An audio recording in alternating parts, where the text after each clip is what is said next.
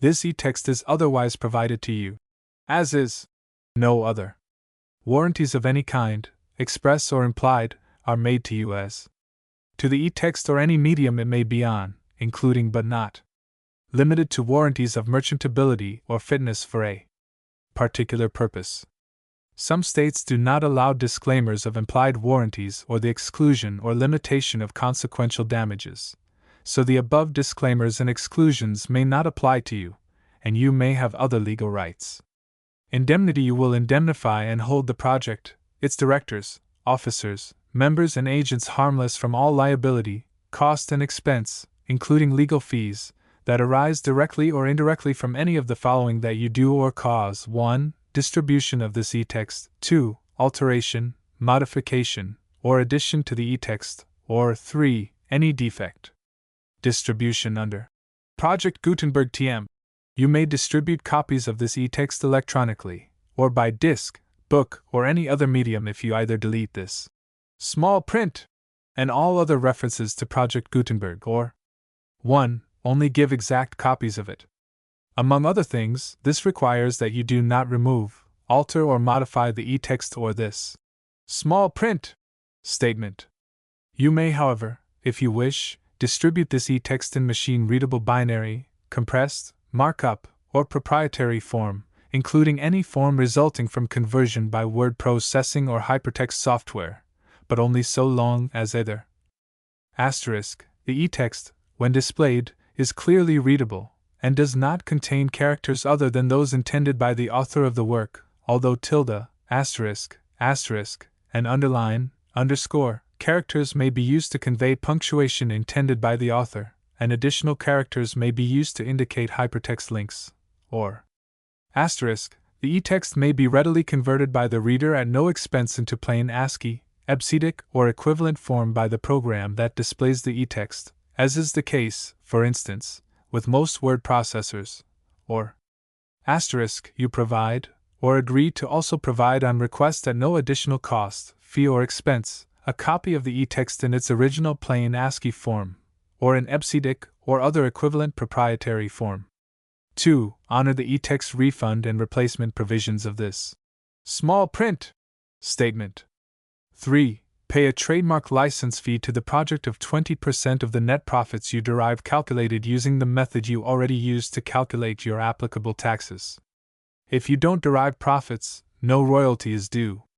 Royalties are payable to Project Gutenberg Association / Carnegie Mellon University within the 60 days following each date you prepare, or were legally required to prepare, your annual, or equivalent periodic, tax return.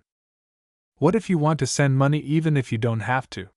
The project gratefully accepts contributions in money, time, scanning machines, OCR software, public domain e-texts, royalty-free copyright licenses, and every other sort of contribution you can think of. Money should be paid to Project Gutenberg Association / Carnegie Mellon University. And the small print. For public domain e-texts *ver. 0.04.29.93 and *. This e-text prepared by an anonymous Project Gutenberg volunteer. The Poison Pen by Arthur B. Reeve. Transcriber's note: these stories were first published in 1911-13. I. The Poison Pen. 2. The Eggman. 3. The Germ of Death. 4. The Firebug. V. The Confidence King. 6. The Sandhog. 7. The White Slave. 8. The Forger. 9. The Unofficial Spy. X. The Smuggler. 11. The Invisible Ray. 12. The Campaign Grafter. I. The Poison Pen. Kennedy's suitcase was lying open on the bed, and he was literally throwing things into it from his chiffonier, as I entered after a hurried trip uptown from the Star office in response to an urgent message from him. "Come, Walter," he cried, hastily stuffing in a package of clean laundry without taking off the wrapping paper. "I've got your suitcase out. Pack up whatever you can in 5 minutes. We must take the 6 o'clock train for Danbridge." I did not wait to hear any more. The mere mention of the name of the quaint and quiet little Connecticut town was sufficient. For Danbridge was on everybody's lips at that time. It was the scene of the now famous Danbridge poisoning case, a brutal case in which the pretty little actress, Vera Lytton, had been the victim. "I've been retained by Senator Adrian Willard," he called from his room, as I was busy packing in mine.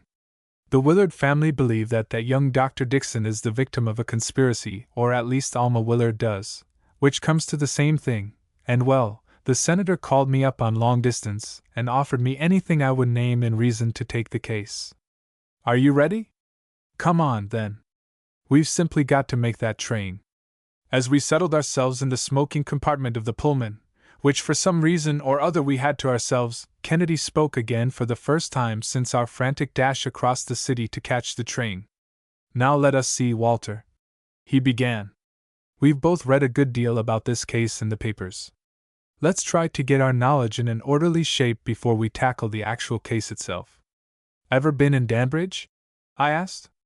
Never, he replied. What sort of place is it? Mighty interesting, I answered. A combination of old New England and new, of ancestors and factories, of wealth and poverty, and above all it is interesting for its colony of New Yorkers. What shall I call it? A literary artistic musical combination, I guess. Yes, he resumed. I thought as much. Vera Lytton belonged to the colony. A very talented girl. Do you remember her in The Taming of the New Woman last season? Well, to get back to the facts as we know them at present. Here is a girl with a brilliant future on the stage discovered by her friend, Mrs. Boncoeur, in convulsions, practically insensible, with a bottle of headache powder and a jar of ammonia on her dressing table. Mrs. Boncoeur sends the maid for the nearest doctor, who happens to be a Dr. Waterworth. Meanwhile she tries to restore Miss Lytton, but with no result. She smells the ammonia and then just tastes the headache powder, a very foolish thing to do, for by the time Dr. Waterworth arrives he has 2 patients. No, I corrected. Only one, for Miss Lytton was dead when he arrived, according to his latest statement. Very well, then 1. He arrives, Mrs. Boncoeur is ill, the maid knows nothing at all about it, and Vera Lytton is dead. He, too, smells the ammonia, tastes the headache powder, just the merest trace, and then he has 2 patients, one of them himself. We must see him, for his experience must have been appalling. How he ever did it I can't imagine, but he saved both himself and Mrs. Boncoeur from poisoning cyanide, the papers say, but of course we can't accept that until we see. It seems to me, Walter, that lately the papers have made the rule in murder cases, when in doubt, call it cyanide. Not relishing Kennedy in the humor of expressing his real opinion of the newspapers, I hastily turned the conversation back again by asking, how about the note from Dr. Dixon? Ah, there is the crux of the whole case, that note from Dixon. Let us see. Dr. Dixon is, if I am informed correctly, of a fine and aristocratic family, though not wealthy. I believe it has been established that while he was an intern in a city hospital he became acquainted with Vera Lytton, after her divorce from that artist Thurston. Then comes his removal to Danbridge and his meeting, and later his engagement with Miss Willard. On the whole, Walter, judging from the newspaper pictures, Alma Willard is quite the equal of Vera Lytton for looks, only of a different style of beauty. Oh, well, we shall see. Vera decided to spend the spring and summer at Danbridge in the bungalow of her friend, Mrs. Boncoeur, the novelist. That's when things began to happen. Yes, I put in. When you come to know Danbridge as I did after that summer when you were abroad, you'll understand, too. Everybody knows everybody else's business. It is the main occupation of a certain set, and the per capita output of gossip is a record that would stagger the Census Bureau. Still, you can't get away from the note, Craig. There it is, in Dixon's own handwriting, even if he does deny it. This will cure your headache. Dr. Dixon, that's a damning piece of evidence. Quite right, he agreed hastily. The note was queer, though, wasn't it? They found it crumpled up in the jar of ammonia. Oh, there are lots of problems the newspapers have failed to see the significance of, let alone trying to follow up. Our first visit in Danbridge was to the prosecuting attorney, whose office was not far from the station on the main street. Craig had wired him, and he had kindly waited to see us, for it was evident that Danbridge respected Senator Willard and every one connected with him. Would it be too much to ask just to see that note that was found in the Boncoeur bungalow? Asked Craig. The prosecutor, an energetic young man, pulled out of a document case a crumpled note which had been pressed flat again. On it in clear, deep black letters were the words, just as reported. "This will cure your headache. Dr. Dixon." "How about the handwriting?" asked Kennedy. The lawyer pulled out a number of letters. "I'm afraid they will have to admit it," he said with reluctance, as if down in his heart he hated to prosecute Dixon. "We have lots of these, and no handwriting expert could successfully deny the identity of the writing." He stowed away the letters without letting Kennedy get a hint as to their contents. Kennedy was examining the note carefully. "May I count on having this note for further examination, of course always at such times and under such conditions as you agree to?" The attorney nodded. "I am perfectly willing to do anything not illegal to accommodate the senator," he said. "But, on the other hand, I am here to do my duty for the state, cost whom it may." The Willard house was in a virtual state of siege. Newspaper reporters from Boston and New York were actually encamped at every gate, terrible as an army, with cameras. It was with some difficulty that we got in, even though we were expected, for some of the more enterprising had already fooled the family by posing as officers of the law and messengers from Dr. Dixon. The house was a real, old colonial mansion with tall white pillars, a door with a glittering brass knocker, which gleamed out severely at you as you approached through a hedge of faultlessly trimmed boxwoods. Senator, or rather former Senator, Willard met us in the library, and a moment later his daughter Alma joined him. She was tall, like her father, a girl of poise and self-control. Yet even the schooling of 22 years in rigorous New England self-restraint could not hide the very human pallor of her face after the sleepless nights and nervous days since this trouble had broken on her placid existence. Yet there was a mark of strength and determination on her face that was fascinating. The man who would trifle with this girl, I felt, was playing fast and loose with her very life. I thought then, and I said to Kennedy afterward, "If this Dr. Dixon is guilty, you have no right to hide it from that girl. Anything less than the truth will only blacken the hideousness of the crime that has already been committed." The senator greeted us gravely, and I could not but take it as a good omen when, in his pride of wealth and family and tradition, he laid bare everything to us, for the sake of Alma Willard. It was clear that in this family there was one word that stood above all others: duty. As we were about to leave after an interview barren of new facts, a young man was announced, Mr. Halsey Post. He bowed politely to us, but it was evident why he had called, as his eye followed Alma about the room. "The son of the late Halsey Post, of Post and Vance, silversmiths, who have the large factory in town, which you perhaps noticed," explained the senator.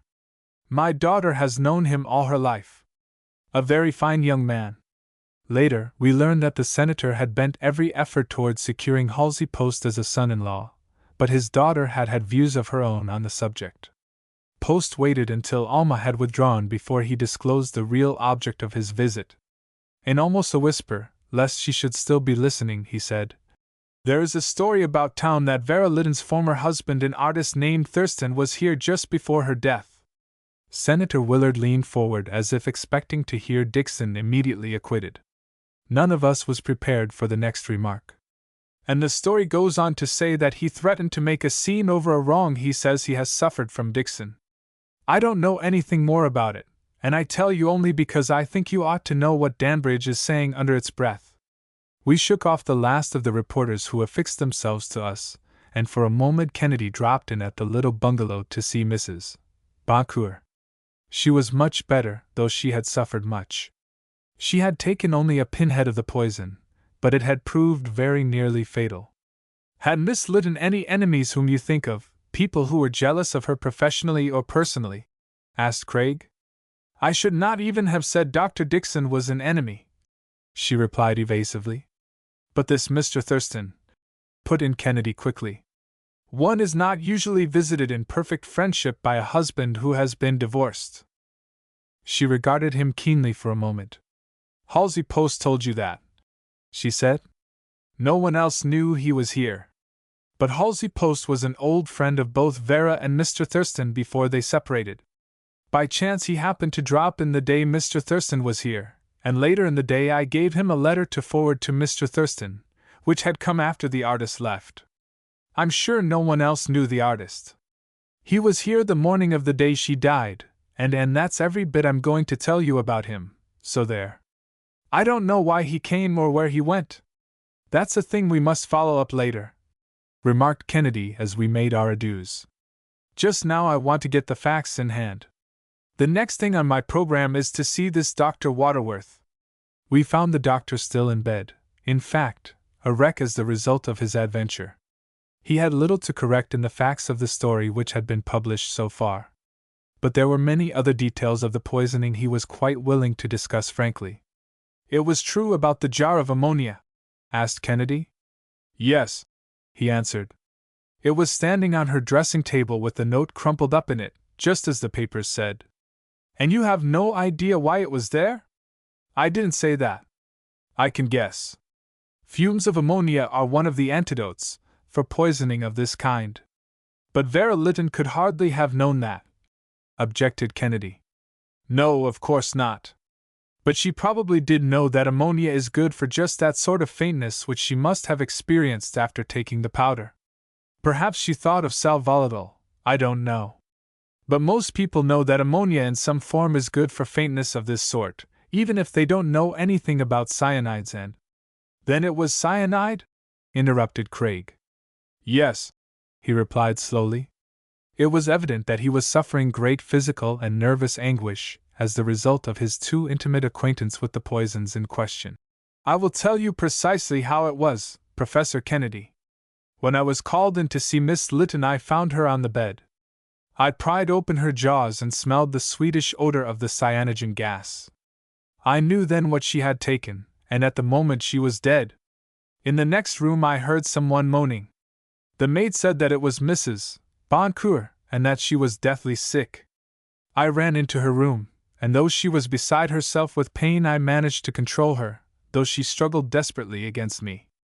I was rushing her to the bathroom, passing through Miss Lytton's room. 'What's wrong?' I asked as I carried her along. 'I took some of that,' she replied, pointing to the bottle on the dressing table.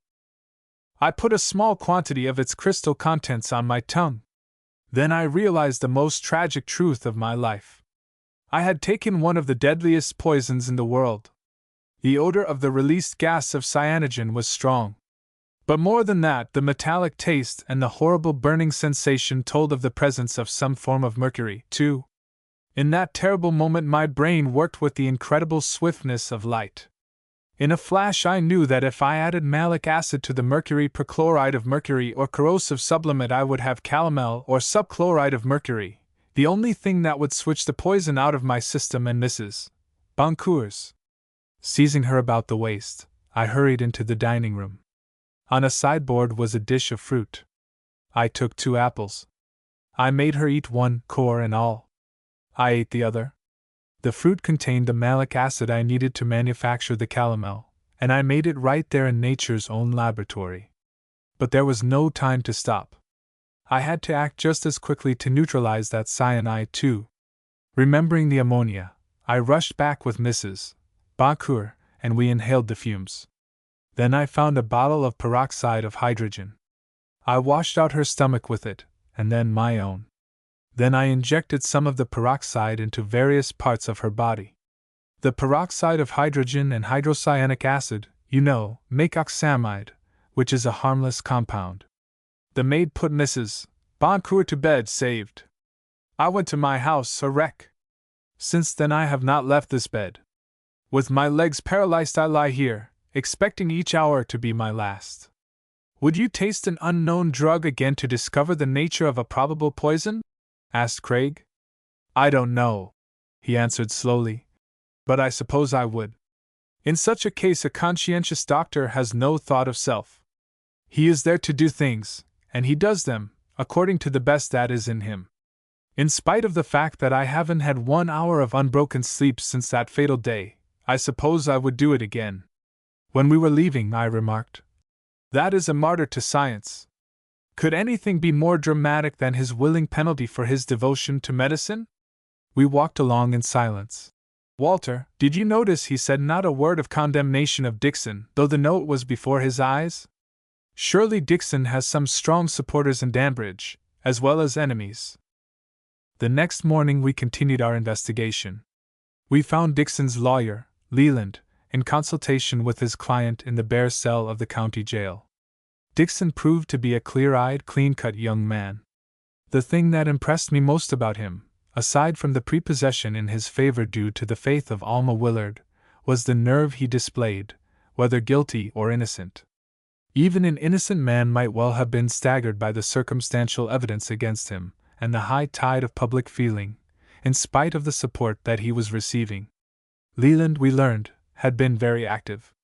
By prompt work at the time of the young doctor's arrest he had managed to secure the greater part of Dr. Dixon's personal letters, though the prosecutor secured some, the contents of which had not been disclosed. Kennedy spent most of the day in tracing out the movements of Thurston.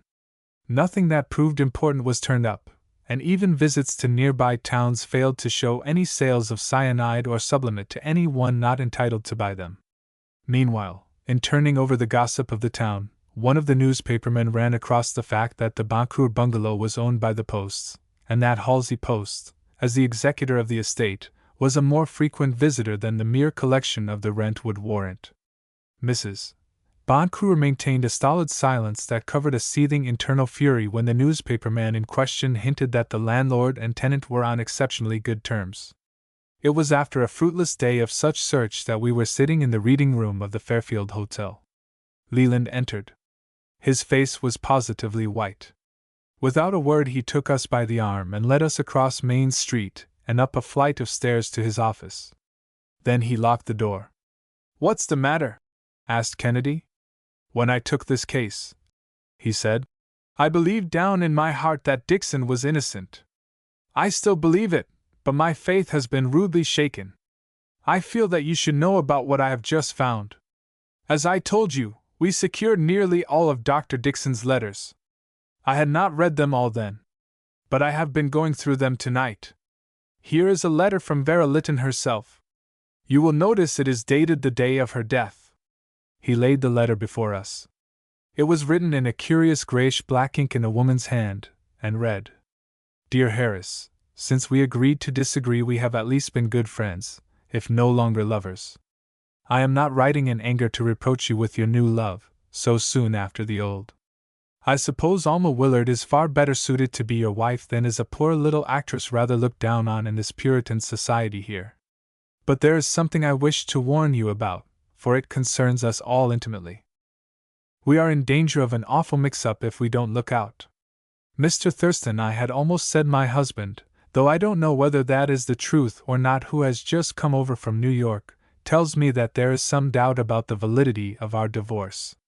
You recall he was in the South at the time I sued him, and the papers were served on him in Georgia.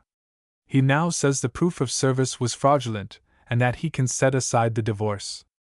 In that case you might figure in a suit for alienating my affections. I do not write this with ill will, but simply to let you know how things stand. If we had married, I suppose I would be guilty of bigamy. At any rate, if he were disposed he could make a terrible scandal. Oh, Harris, can't you settle with him if he asks anything? Don't forget so soon that we once thought we were going to be the happiest of mortals, at least I did. Don't desert me, or the very earth will cry out against you. I am frantic and hardly know what I am writing. My head aches, but it is my heart that is breaking. Harris, I am yours still, down in my heart, but not to be cast off like an old suit for a new one. You know the old saying about a woman scorned. I beg you not to go back on your poor little deserted Vera." As we finished reading, Leland exclaimed, "That never must come before the jury." Kennedy was examining the letter carefully. "Strange," he muttered. "See how it was folded. It was written on the wrong side of the sheet, or rather folded up with the writing outside. Where have these letters been? Part of the time in my safe, part of the time this afternoon on my desk by the window." "The office was locked, I suppose?" asked Kennedy. "There was no way to slip this letter in among the others since you obtained them?" "None. The office has been locked, and there is no evidence of any one having entered or disturbed a thing."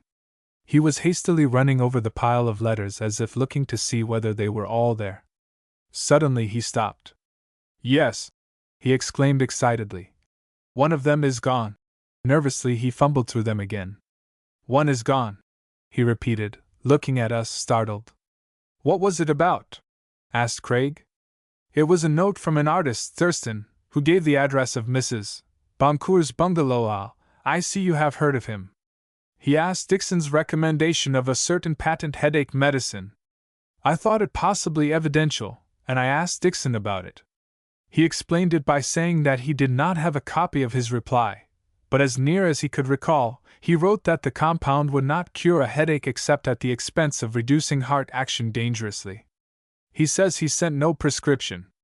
Indeed, he thought it a scheme to extract advice without incurring the charge for an office call and answered it only because he thought Vera had become reconciled to Thurston again. I can't find that letter of Thurston's. It is gone. We looked at each other in amazement. Why, if Dixon contemplated anything against Miss Lytton, should he preserve this letter from her? Mused Kennedy. Why didn't he destroy it? That's what puzzles me, remarked Leland. Do you suppose someone has broken in and substituted this Lytton letter for the Thurston letter? Kennedy was scrutinizing the letter, saying nothing. I may keep it? He asked at length. Leland was quite willing and even undertook to obtain some specimens of the writing of Vera Lytton. With these and the letter Kennedy was working far into the night, and long after I had passed into a land troubled with many wild dreams of deadly poisons and secret intrigues of artists. The next morning a message from our old friend First Deputy O'Connor in New York told briefly of locating the rooms of an artist named Thurston in one of the cooperative studio apartments. Thurston himself had not been there for several days and was reported to have gone to Maine to sketch. He had had a number of debts, but before he left they had all been paid, strange to say, by a notorious firm of shyster lawyers, Kerr and Kimmel. Kennedy wired back to find out the facts from Kerr and Kimmel, and to locate Thurston at any cost. Even the discovery of the new letter did not shake the wonderful self-possession of Dr. Dixon. He denied ever having received it, and repeated his story of a letter from Thurston to which he had replied by sending an answer, care of Mrs. Boncour, as requested. He insisted that the engagement between Miss Lytton and himself had been broken before the announcement of his engagement with Miss Willard. As for Thurston, he said the man was little more than a name to him.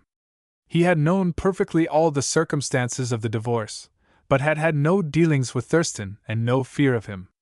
Again and again he denied ever receiving the letter from Vera Lytton. Kennedy did not tell the Willards of the new letter. The strain had begun to tell on Alma, and her father had had her quietly taken to a farm of his up in the country. To escape the curious eyes of reporters, Halsey Post had driven up one night in his closed car. She had entered it quickly with her father, and the journey had been made in the car, while Halsey Post had quietly dropped off on the outskirts of the town, where another car was waiting to take him back. It was evident that the Willard family relied implicitly on Halsey, and his assistance to them was most considerate. While he never forced himself forward, he kept in close touch with the progress of the case, and now that Alma was away his watchfulness increased proportionately, and twice a day he wrote a long report which was sent to her. Kennedy was now bending every effort to locate the missing artist. When he left Danbridge, he seemed to have dropped out of sight completely. However, with O'Connor's aid, the police of all New England were on the lookout. The Thustons had been friends of Halsey's before Vera Lytton had ever met Dr. Dixon, we discovered from the Danbridge gossips, and I, at least, jumped to the conclusion that Halsey was shielding the artist, perhaps through a sense of friendship when he found that Kennedy was interested in Thurston's movement. I must say I rather liked Halsey, for he seemed very thoughtful of the Willards, and was never too busy to give an hour or so to any commission they wished carried out without publicity. 2 days passed with not a word from Thurston. Kennedy was obviously getting impatient. One day a rumor was received that he was in Bar Harbor, the next it was a report from Nova Scotia. At last, however, came the welcome news that he had been located in New Hampshire, arrested, and might be expected the next day. At once Kennedy became all energy. He arranged for a secret conference in Senator Willard's house, the moment the artist was to arrive. The senator and his daughter made a flying trip back to town. Nothing was said to anyone about Thurston, but Kennedy quietly arranged with the district attorney to be present with the note and the jar of ammonia properly safeguarded. Leland of course came, although his client could not. Halsey Post seemed only too glad to be with Miss Willard, though he seemed to have lost interest in the case as soon as the Willards returned to look after it themselves. Mrs. Boncour was well enough to attend, and even Dr. Waterworth insisted on coming in a private ambulance which drove over from a nearby city especially for him. The time was fixed just before the arrival of the train that was to bring Thurston. It was an anxious gathering of friends and foes of Dr. Dixon who sat impatiently waiting for Kennedy to begin this momentous exposition that was to establish the guilt or innocence of the calm young physician who sat impassively in the jail not half a mile from the room where his life and death were being debated. In many respects this is the most remarkable case that it has ever been my lot to handle, began Kennedy. Never before have I felt so keenly my sense of responsibility. Therefore, though this is a somewhat irregular proceeding, let me begin by setting forth the facts as I see them. First, let us consider the dead woman. The question that arises here is, was she murdered or did she commit suicide? I think you will discover the answer as I proceed. Miss Lytton, as you know, was, 2 years ago, Mrs. Burgess Thurston. The Thurstons had temperament, and temperament is quite often the highway to the divorce court. It was so in this case. Mrs. Thurston discovered that her husband was paying much attention to other women. She sued for divorce in New York, and he accepted service in the South, where he happened to be. At least it was so testified by Mrs. Thurston's lawyer. Now here comes the remarkable feature of the case. The law firm of Kerr and Kimmel, I find, not long ago began to investigate the =20 legality of this divorce. Before a notary, Thurston made an affidavit that he had never been served by the lawyer for Miss Lytton, as she was now known. Her lawyer is dead, but his representative in the South who served the papers is alive. He was brought to New York and asserted squarely that he had served the papers properly. Here is where the shrewdness of Mose Kimmel, the shyster lawyer, came in. He arranged to have the Southern attorney identify the man he had served the papers on. For this purpose he was engaged in conversation with one of his own clerks when the lawyer was due to appear. Kimmel appeared to act confused, as if he had been caught napping. The Southern lawyer, who had seen Thurston only once, fell squarely into the trap and identified the clerk as Thurston. There were plenty of witnesses to it, and it was point number 2 for the great Mose Kimmel. Papers were drawn up to set aside the divorce decree. In the meantime, Miss Lytton, or Mrs. Thurston, had become acquainted with a young doctor in a New York hospital, and had become engaged to him. It matters not that the engagement was later broken. The fact remains that if the divorce were set aside, an action would lie against Dr. Dixon for alienating Mrs. Thurston's affections, and a grave scandal would result. I need not add that in this quiet little town of Danbridge the most could be made of such a suit. Kennedy was unfolding a piece =20 of paper. As he laid it down, Leland, who was sitting next to me, exclaimed under his breath, "My God, he's going to let the prosecutor know about that letter. Can't you stop him?" It was too late. Kennedy had already begun to read Vera's letter. It was damning to Dixon, added to the other note found in the ammonia jar. When he had finished reading, you could almost hear the hearts throbbing in the room. A scowl overspread Senator Willard's features. Alma Willard was pale and staring wildly at Kennedy. Halsey Post, ever solicitous for her, handed her a glass of water from the table. Dr. Waterworth had forgotten his pain in his intense attention, and Mrs. Boncour seemed stunned with astonishment. The prosecuting attorney was eagerly taking notes. "In some way," pursued Kennedy in an even voice, "this letter was either overlooked in the original correspondence of Dr. Dixon or it was added to it later. I shall come back to that presently. My next point is that Dr. Dixon says he received a letter from Thurston on the day the artist visited the Boncour bungalow. It asked about a certain headache compound, and his reply was brief and, as nearly as I can find out, read, 'This compound will not cure your headache except at the expense of reducing heart action dangerously.' Next comes the tragedy. On the evening of the day that Thurston =20 after presumably telling Miss Lytton about what Kerr and Kimmel had discovered, Miss Lytton is found dying with a bottle containing cyanide and sublimate beside her. You are all familiar with the circumstances and with the note discovered in the jar of ammonia. Now, if the prosecutor will be so kind as to let me see that note, thank you, sir. This is the identical note. You have all heard the various theories of the jar and have read the note. Here it is in plain, cold black and white in Dr. Dixon's own handwriting, as you know, and reads, "This will cure your headache." Dr. Dixon. Alma Willard seemed as one paralyzed. Was Kennedy, who had been engaged by her father to defend her fiancé equals 82, about to convict him? Before we draw the final conclusion, continued Kennedy gravely, there are 1 or 2 points I wish to elaborate. Walter, will you open that door into the main hall? I did so, and 2 policemen stepped in with the prisoner. It was Thurston, but changed almost beyond recognition. His clothes were worn, his beard shaved off, and he had a generally hunted appearance. Thurston was visibly nervous. Apparently he had heard all that Kennedy had said and intended he should hear, for as he entered he almost broke away from the police officers in his eagerness to speak. Before God, he cried dramatically, I am as innocent as you are of this crime, Professor Kennedy. Are you prepared to swear before me? Almost shouted Kennedy, his eyes blazing. That you were never served properly by your wife's lawyers in that suit? The man cringed back as if a stinging blow had been delivered between his eyes. As he met Craig's fixed glare, he knew there was no hope.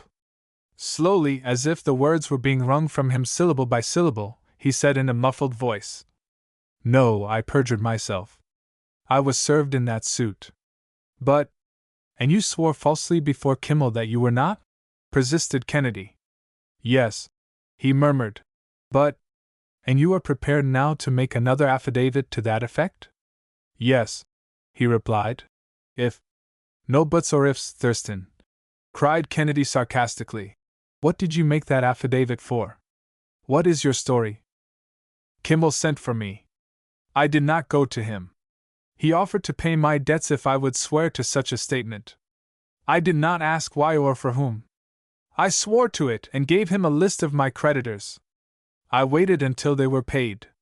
Then my conscience. I could not help revolting at the thought of conscience in such a wretch, and the word itself seemed to stick in his throat as he went on and saw how feeble an impression he was making on us. My conscience began to trouble me. I determined to see Vera, tell her all, and find out whether it was she who wanted this statement. I saw her. When at last I told her, she scorned me. I can confirm that, for as I left a man entered. I now knew how grossly I had sinned, and listening to Mose Kimmel, I fled. I disappeared in Maine. I traveled. Every day my money grew less. At last I was overtaken, captured, and brought back here. He stopped and sank wretchedly down in a chair and covered his face with his hands. A likely story, muttered Leland in my ear. Kennedy was working quickly. Motioning the officers to be seated by Thurston, he uncovered a jar which he had placed on the table. The color had now appeared in Alma's cheeks, as if hope had again sprung in her heart, and I fancied that Halsey Post saw his claim on her favor declining correspondingly. I want you to examine the letters in this case with me, continued Kennedy. Take the letter which I read from Miss Lytton, which was found following the strange disappearance of the note from Thurston. He dipped a pen into a little bottle and wrote on a piece of paper. What is your opinion about Cross's headache cure? Would you recommend it for a nervous headache? Burgess Thurston, care of Mrs. S. Boncourt. Craig held up the writing so that we could all see that he had written what Dixon declared Thurston wrote in the note that had disappeared. Then he dipped another pen into a second bottle, and for some time he scrawled on another sheet of paper. He held it up, but it was still perfectly blank. Now, he added, I am going to give a little demonstration which I expect to be successful only in a measure. Here in the open sunshine by this window I am going to place these 2 sheets of paper side by side. It will take longer than I care to wait to make my demonstration complete, but I can do enough to convince you. For a quarter of an hour we sat in silence, wondering what he would do next. At last he beckoned us over to the window. As we approached he said, On sheet number 1 I have written with quinoline, on sheet number 2 I wrote with a solution of nitrate of silver. We bent over. The writing signed Thurston, on sheet number 1 was faint, almost imperceptible, but on paper number 2, in black letters, appeared what Kennedy had written. Dear Harris, since we agreed to disagree, we have at least been good friends. It is like the start of the substituted letter, and the other is like the missing note, gasped Leland in a daze. Yes, said Kennedy quickly. Leland, no one entered your office. No one stole the Thurston note. No one substituted the Lytton letter. According to your own story, you took them out of the safe and left them in the sunlight all day. The process that had been started earlier in ordinary light slowly, was now quickly completed. In other words, there was writing which would soon fade away on one side of the paper and writing which was invisible but would soon appear on the other. For instance, quinoline rapidly disappears in sunlight. Starch with a slight trace of iodine writes a light blue, which disappears in air. It was something like that used in the Thurston letter. Then, too, silver nitrate dissolved in ammonia gradually turns black as it is acted on by light and air. Or magenta treated with a bleaching agent in just sufficient quantity to decolorize it is invisible when used for writing. But the original color reappears as the oxygen of the air acts upon the pigment. I haven't a doubt but that my analyses of the inks are correct, and on one side quinoline was used and on the other nitrate of silver. This explains the inexplicable disappearance of evidence incriminating one person, Thurston, and the sudden appearance of evidence incriminating another, Dr. Dixon. Sympathetic ink also accounts for the curious circumstance that the Lytton letter was folded up with the writing apparently outside. It was outside and unseen until the sunlight brought it out and destroyed the other, inside, writing a change, I suspect, that was intended for the police to see after it was completed, not for the defense to witness as it was taking place. We looked at each other aghast. Thurston was nervously opening and shutting his lips and moistening them as if he wanted to say something but could not find the words. Lastly, went on Craig, utterly regardless of Thurston's frantic efforts to speak, we come to the note that was discovered so queerly crumpled up in the jar of ammonia on Vera Lytton's dressing table. I have here a cylindrical glass jar in which I placed some sal ammoniac and quicklime. I will wet it and heat it a little. That produces the pungent gas of ammonia. On one side of this third piece of paper I myself write with this mercurous nitrate solution. You see, I leave no mark on the paper as I write. I fold it up and drop it into the jar and in a few seconds withdraw it. Here is a very quick way of producing something like the slow result of sunlight with silver nitrate. The fumes of ammonia have formed the precipitate of black mercurous nitrate, a very distinct black writing which is almost indelible. That is what is technically called invisible rather than sympathetic ink. We leaned over to read what he had written. It was the same as the note incriminating Dixon. This will cure your headache. Dr. Dixon. A servant entered with a telegram from New York. Scarcely stopping in his exposure, Kennedy tore it open, read it hastily, stuffed it into his pocket, and went on. Here in this fourth bottle I have an acid solution of iron chloride, diluted until the writing is invisible when dry. He hurried on. I will just make a few scratches on this fourth sheet of paper so it leaves no mark. But it has the remarkable property of becoming red in vapor of sulfocyanide. Here is a long-necked flask of the gas, made by sulfuric acid acting on potassium sulfocyanide. Keep back, Dr. Waterworth, for it would be very dangerous for you to get even a whiff of this in your condition. Ah! See, the scratches I made on the paper are red. Then, hardly giving us more than a moment to let the fact impress itself on our minds, he seized the piece of paper and dashed it into the jar of ammonia. When he withdrew it, it was just a plain sheet of white paper again. The red marks which the gas in the flask had brought out of nothingness had been effaced by the ammonia. They had gone and left no trace. In this way I can alternately make the marks appear and disappear by using the sulfocyanide and the ammonia. Whoever wrote this note with Dr. Dixon's name on it must have had the doctor's reply to the Thurston letter containing the words, "This will not cure your headache."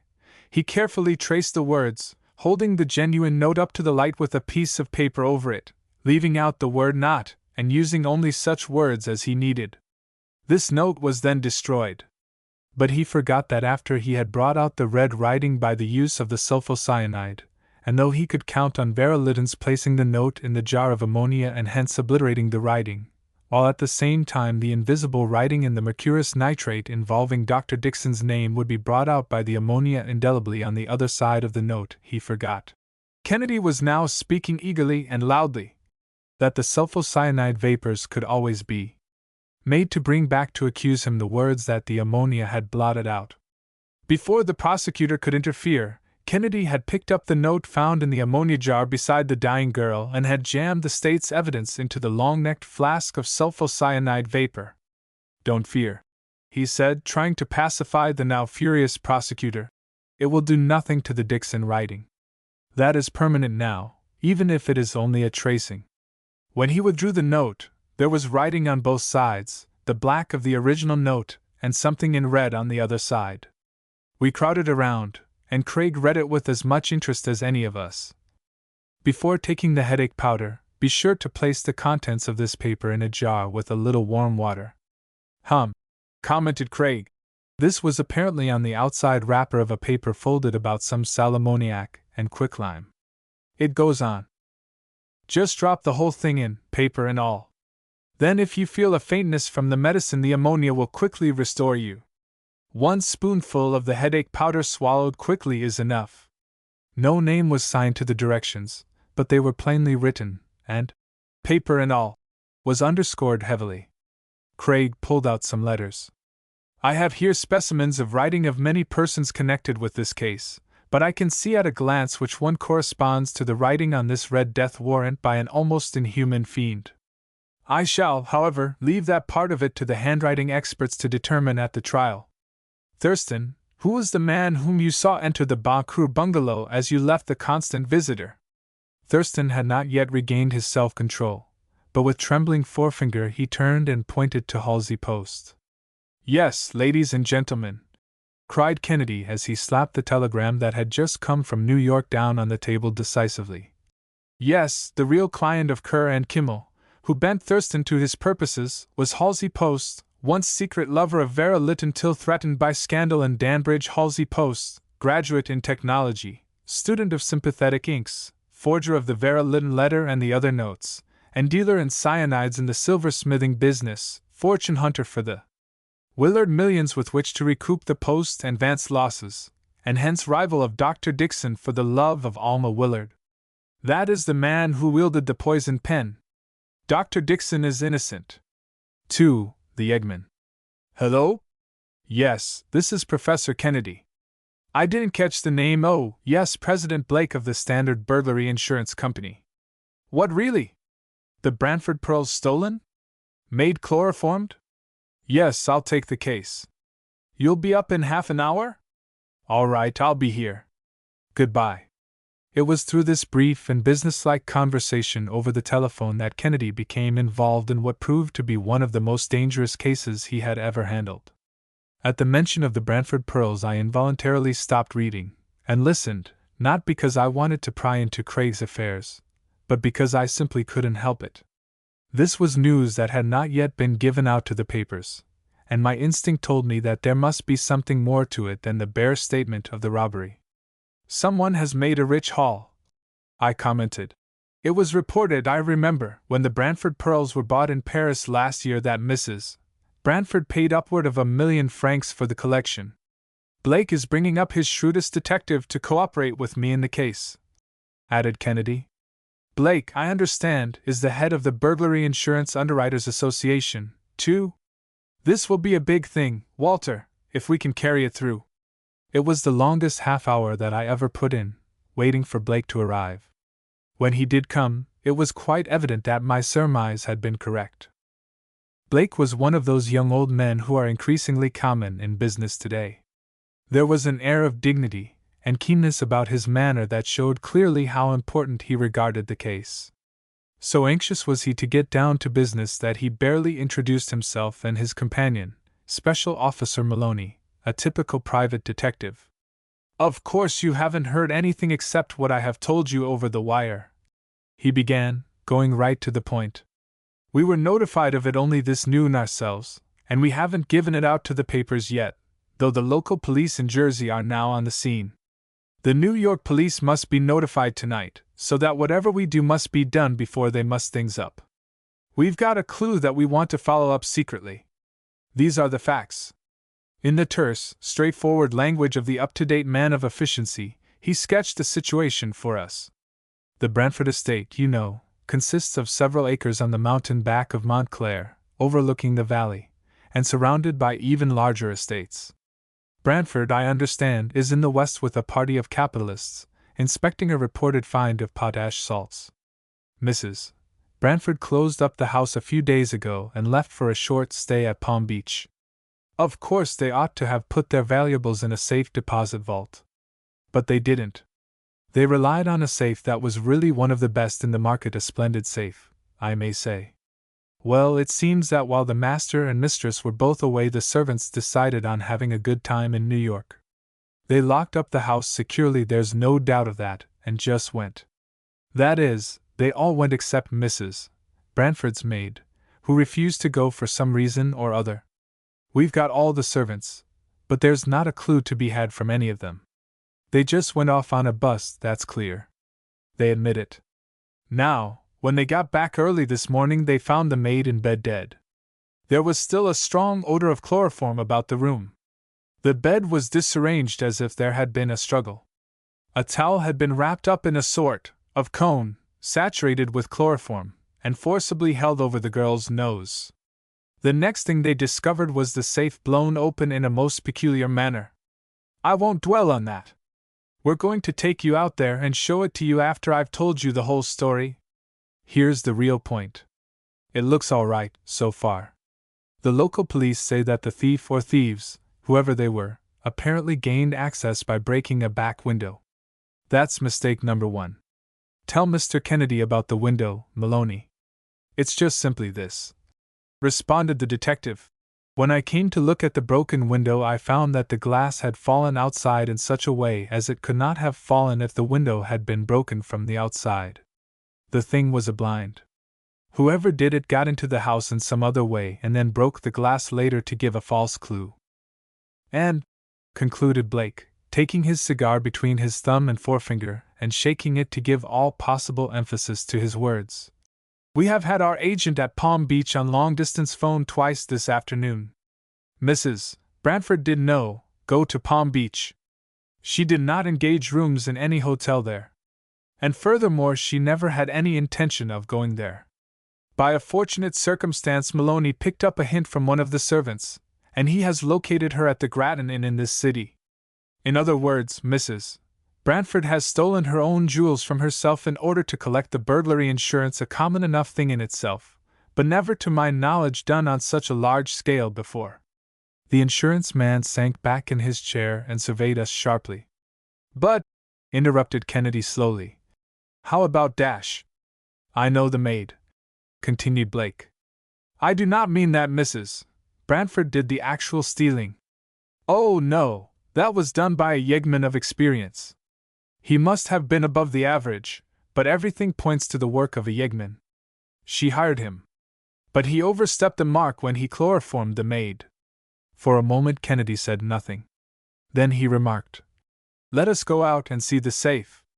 There must be some clue. After that I want to have a talk with Mrs. Brantford. By the way, he added, as we all rose to go down to Blake's car, I once handled a life insurance case for the Great Eastern. I made the condition that I was to handle it in my own way, whether it went for or against the company. That's understood, is it, before I undertake the case? Yes, agreed Blake. Get at the truth. We're not seeking to squirm out of meeting an honest liability. Only we want to make a signal example if it is, as we have every reason to believe. There has been altogether too much of this sort of fake burglary to collect insurance, and as president of the underwriters it is my duty and intention to put a stop to it. Come on. Maloney nodded his head vigorously in assent with his chief. Never fear, he murmured. The truth is what will benefit the company, all right. She did it. The Brantford estate lay some distance back from the railroad station, so that, although it took longer to go by automobile than by train, the car made us independent of the rather fitful night train service and the local cabmen. We found the house not deserted by the servants, but subdued. The body of the maid had been removed to a local morgue, and a police officer was patrolling the grounds, though of what use that could be I was at a loss to understand. Kennedy was chiefly interested in the safe. It was of the so-called burglar-proof variety, spherical in shape, and looking for all the world like a miniature piece of electrical machinery. I doubt if anything could have withstood such savage treatment as has been given to this safe, remarked Craig as he concluded a cursory examination of it. It shows great resistance to high explosives, chiefly, I believe, as a result of its rounded shape. But nothing could stand up against such continued assaults. He continued to examine the safe while we stood idly by. I like to reconstruct my cases in my own mind, explained Kennedy, as he took his time in the examination. Now, this fellow must have stripped the safe of all the outer trimmings. His next move was to make a dent in the manganese surface across the joint where the door fits the body. That must have taken a good many minutes of husky work. In fact, I don't see how he could have done it without a sledgehammer and a hot chisel. Still, he did it and then dash. But the maid, interposed Maloney. She was in the house. She would have heard and given an alarm. For answer, Craig simply went to a bay window and raised the curtain. Pointing to the lights of the next house, far down the road, he said, "I'll buy the best cigars in the state if you can make them hear you on a blustery night like last night." No, she probably did scream. Either at this point, or at the very start, the burglar must have chloroformed her. I don't see any other way to explain it. I doubt if he expected such a tough proposition as he found in this safe, but he was evidently prepared to carry it through, now that he was here and had such an unexpectedly clear field, except for the maid. He simply got her out of the way, or his confederates did in the easiest possible way, poor girl. Returning to the safe, he continued, "Well, anyhow, he made a furrow perhaps 1.5 inches long and 1/4 of an inch wide and I should say, not over 1/8 of an inch deep. Then he commenced to burgle in earnest. Under the dent he made a sort of little cup of red clay and poured in the soup the nitroglycerin so that it would run into the depression. Then he exploded it in the regular way with a battery and a fulminate cap. I doubt if it did much more than discolor the metal at first. Still, with the true persistence of his kind, he probably repeated the dose, using more and more of the soup until the joint was stretched a little, and more of an opening made so that the soup could run in. Again and again he must have repeated and increased the charges. Perhaps he used 2 or 3 cups at a time. By this time the outer door must have been stretched so as to make it easy to introduce the explosive. No doubt he was able to use 10 or 12 ounces of the stuff at a charge. It must have been more like target practice than safe blowing. But the chance doesn't often come in an empty house and plenty of time. Finally the door must have bulged a fraction of an inch or so, and then a good big charge and the outer portion was ripped off and the safe turned over. There was still 2 or 3 inches of manganese steel protecting the contents, wedged in so tight that it must have seemed that nothing could budge it. But he must have kept at it until we have the wreck that we see here. And Kennedy kicked the safe with his foot as he finished. Blake was all attention by this time, while Maloney gasped. "If I was in the safe-cracking business, I'd make you the head of the firm." "And now," said Craig, "let us go back to New York and see if we can find Mrs. Brantford." "Of course you understand," explained Blake as we were speeding back, "that most of these cases of fake robberies are among small people, many of them on the East Side among little jewelers or other tradesmen. Still, they are not limited to any one class. Indeed, it is easier to foil the insurance companies when you sit in the midst of finery and wealth, protected by a self-assuring halo of moral rectitude, than under less fortunate circumstances. Too often, I'm afraid, we have good-naturedly admitted the unsolved burglary and paid the insurance claim. That has got to stop. Here's a case where we considered the moral hazard a safe one, and we are mistaken. It's the last straw." Our interview with Mrs. Brantford was about as awkward an undertaking as I have ever been concerned with. Imagine yourself forced to question a perfectly stunning woman, who was suspected of plotting so daring a deed and knew that you suspected her. Resentment was no name for her feelings. She scorned us, loathed us. It was only by what must have been the utmost exercise of her remarkable willpower that she restrained herself from calling the hotel porters and having us thrown out bodily. That would have put a bad face on it, so she tolerated our presence. Then, of course, the insurance company had reserved the right to examine everybody in the household, under oath if necessary, before passing on the claim. "This is an outrage!" she exclaimed, her eyes flashing and her breast rising and falling with suppressed emotion. "An outrage! When my husband returns, I intend to have him place the whole matter in the hands of the best attorney in the city. Not only will I have the full amount of the insurance, but I will have damages and costs, and everything the law allows. Spying on my every movement in this way, it is an outrage. One would think we were in St. Petersburg instead of New York." "One moment, Mrs. Brantford," put in Kennedy, as politely as he could. Suppose nothing," she cried angrily. "I shall explain nothing, say nothing. What if I do choose to close up that lonely big house in the suburbs and come to the city to live for a few days? Is it anybody's business except mine?" "And your husband's?" added Kennedy, nettled at her treatment of him. She shot him a scornful glance. "I suppose Mr. Brantford went out to Arizona for the express purpose of collecting insurance on my jewels," she added sarcastically with eyes that snapped fire. "I was about to say," remarked Kennedy as imperturbably as if he were an automaton, "that supposing someone took advantage of your absence to rob your safe, don't you think the wisest course would be to be perfectly frank about it? And give just one plausible reason why you wish so much to have it known that you were going to Palm Beach when in reality you were in New York?" pursued Maloney, while Kennedy frowned at his tactless attempt at a third degree. If she had resented Kennedy, she positively flew up in the air and commenced to aviate at Maloney's questioning. Tossing her head, she said icily, "I do not know that you have been appointed my guardian, sir. Let us consider this interview at an end. Good night." And with that she swept out of the room, ignoring Maloney and bestowing one biting glance on Blake, who actually winced, so little relish did he have for this ticklish part of the proceedings. I think we all felt like schoolboys who had been detected robbing a melon patch or in some other heinous offense, as we slowly filed down the hall to the elevator. A woman of Mrs.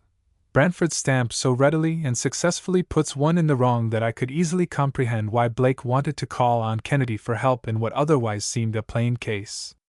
Blake and Maloney were some distance ahead of us, as Craig leaned over to me and whispered, "That Maloney is impossible. I'll have to shake him loose in some way. Either we handle this case alone or we quit." "Righto," I agreed emphatically. "He's put his foot in it badly at the very start. Only be decent about it, Craig. The case is too big for you to let it slip by. Trust me, Walter. I'll do it tactfully." He whispered, then to Blake he added as we overtook them, "Maloney is right. The case is simple enough, after all. But we must find out some way to fasten the thing more closely on Mrs. Brantford. Let me think out a scheme tonight. I'll see you tomorrow." As Blake and Maloney disappeared down the street in the car, Kennedy wheeled about and walked deliberately back into the Grattan Inn again. It was quite late. People were coming in from the theaters, laughing and chatting gaily. Kennedy selected a table that commanded a view of the parlor as well as of the dining room itself. "She was dressed to receive someone, did you notice?" he remarked as we sat down and cast our eyes over the dizzy array of inedibles on the card before us. "I think it is worth waiting a while to see who it is." Having ordered what I did not want, I glanced about until my eye rested on a large pier glass at the other end of the dining room. "Craig," I whispered excitedly, "Mrs. B. is in the writing room. I can see her in that glass at the end of the room, behind you. Get up and change places with me as quietly as you can, Walter," he said quickly. "I want to see her when she can't see me." Kennedy was staring in rapt attention at the mirror. "There's a man with her, Walter," he said under his breath. "He came in while we were changing places, a fine-looking chap, by Jove, I've seen him before somewhere. His face and his manner are familiar to me. But I simply can't place him. Did you see her wraps in the chair? No? Well, he's helping her on with them. They're going out. Garçon, à l'addition vite." We were too late, however, for just as we reached the door we caught a fleeting glimpse of a huge new limousine. "Who was that man who just went out with the lady?" asked Craig of the Negro who turned the revolving door at the carriage entrance. "Jack Delarue, sah, in the grass widower, sah," replied the doorman. "Yes, sah, he stays here once in a while." "Thank you, sah," as Kennedy dropped a quarter into the man's hand. "That complicates things considerably," he mused as we walked slowly down to the subway station. "Jack Delarue, I wonder if he is mixed up in this thing also. I've heard that the grass widower isn't such a howling success as a money-maker," I volunteered. "Delarue has a host of creditors, no doubt." "By the way, Craig," I exclaimed, "don't you think it would be a good plan to drop down and see O'Connor? The police will have to be informed in a few hours now, anyhow. Maybe Delarue has a criminal record." "A good idea, Walter," agreed Craig, turning into a drugstore which had a telephone booth. "I'll just call O'Connor up, and we'll see if he does know anything about it." O'Connor was not at headquarters, but we finally found him at his home, and it was well into the small hours when we arrived there. Trusting to the first deputy's honor, which had stood many a test, Craig began to unfold the story. He had scarcely got as far as describing the work of the suspected hired yeggman, when O'Connor raised both hands and brought them down hard on the arms of his chair. "Say," he ejaculated, "that explains it." "What?" we asked in chorus. "Why, one of my best stool pigeons told me today that there was something doing at a house in the Chatham Square district that we have been watching for a long time. It's full of crooks, and today they've all been as drunk as lords, a sure sign someone has made a haul and been generous with the rest. And one or two of the professional fences have been acting suspiciously, too." "Oh, that explains it all right." I looked at Craig as much as to say, "I told you so," but he was engrossed in what O'Connor was saying. "You know," continued the police officer, "there is one particular fence who runs his business under the guise of a loan shark's office. He probably has a wider acquaintance among the big criminals than any other man in the city. From him crooks can obtain anything from a jimmy to a safe-cracking outfit. I know that this man has been trying to dispose of some unmounted pearls today among jewelers in Maiden Lane. I'll bet he has been disposing of some of the Brantford pearls, one by one. I'll follow that up. I'll arrest this fence and hold him till he tells me what yeggman came to him with the pearls. And if you find out, will you go with me to that house near Chatham Square, providing it was someone in that gang?" asked Craig eagerly. O'Connor shook his head. "I'd better keep out of it. They know me too well." "Go alone. I'll get that stool pigeon, the Gay Cat is his name, to go with you. I'll help you in any way. I'll have any number of plainclothes men you want ready to raid the place the moment you get the evidence. But you'll never get any evidence if they know I'm in the neighborhood." The next morning Craig scarcely ate any breakfast himself and made me bolt my food most unceremoniously. We were out in Montclair again before the commuters had started to go to New York, and that in spite of the fact that we had stopped at his laboratory on the way and had got a package which he carried carefully. Kennedy instituted a most thorough search of the house from cellar to attic in daylight. What he expected to find, I did not know, but I am quite sure nothing escaped him. "Now, Walter," he said after he had ransacked the house, "there remains just one place. Here is this little wall safe in Mrs. Brantford's room. We must open it." For an hour, if not longer, he worked over the combination, listening to the fall of the tumblers in the lock. It was a simple little thing, and one of the old-timers in the industry would no doubt have opened it in short order. The perspiration stood out on his forehead, so intent was he in working the thing. At last it yielded. Except for some of the family silver, the safe was empty. Carefully noting how the light shone on the wall safe, Craig unwrapped the package he had brought and disclosed a camera. He placed it on a writing desk opposite the safe, in such a way that it was not at all conspicuous, and focused it on the safe. "This is a camera with a newly invented between-lens shutter of great illumination and efficiency," he explained. "It has always been practically impossible to get such pictures, but this new shutter has so much greater speed than anything ever invented before that it is possible to use it in detective work. I'll just run these fine wires like a burglar alarm, only instead of having an alarm I'll attach them to the camera so that we can get a picture. I've proved its speed up to 1/2000th of a second. It may or it may not work. If it does, we'll catch somebody, right in the act. About noon we went down to Liberty Street, home of burglary insurance. I don't think Blake liked it very much because Kennedy insisted on playing the lone hand, but he said nothing, for it was part of the agreement. Maloney seemed rather glad than otherwise.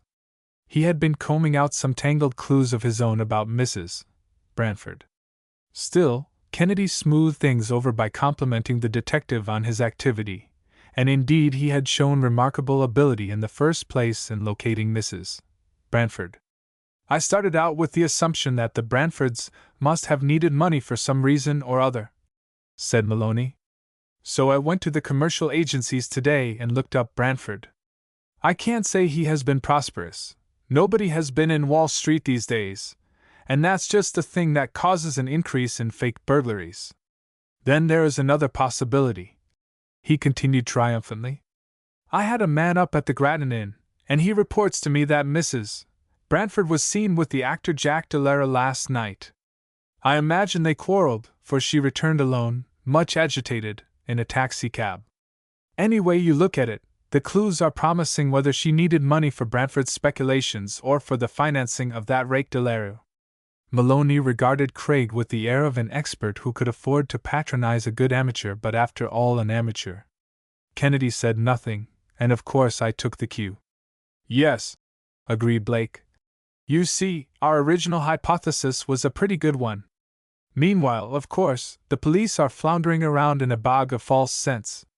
It would make our case a good deal stronger, remarked Kennedy quietly, if we could discover some of the stolen jewelry hidden somewhere by Mrs.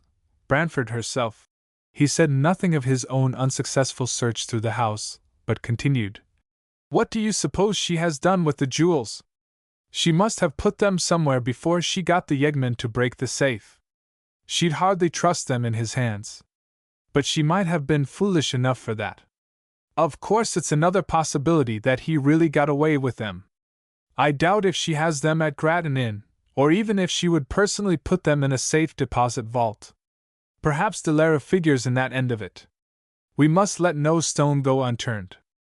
That's right, meditated Maloney, apparently turning something over in his mind as if it were a new idea. If we only had some evidence, even part of the jewels that she had hidden, it would clinch the case. That's a good idea, Kennedy. Craig said nothing, but I could see, or fancied I saw, that he was gratified at the thought that he had started Maloney off on another trail, leaving us to follow ours unhampered. The interview with Blake was soon over, and as we left I looked inquiringly at Craig. I want to see Mrs. Brantford again, he said. I think we can do better alone today than we did last night.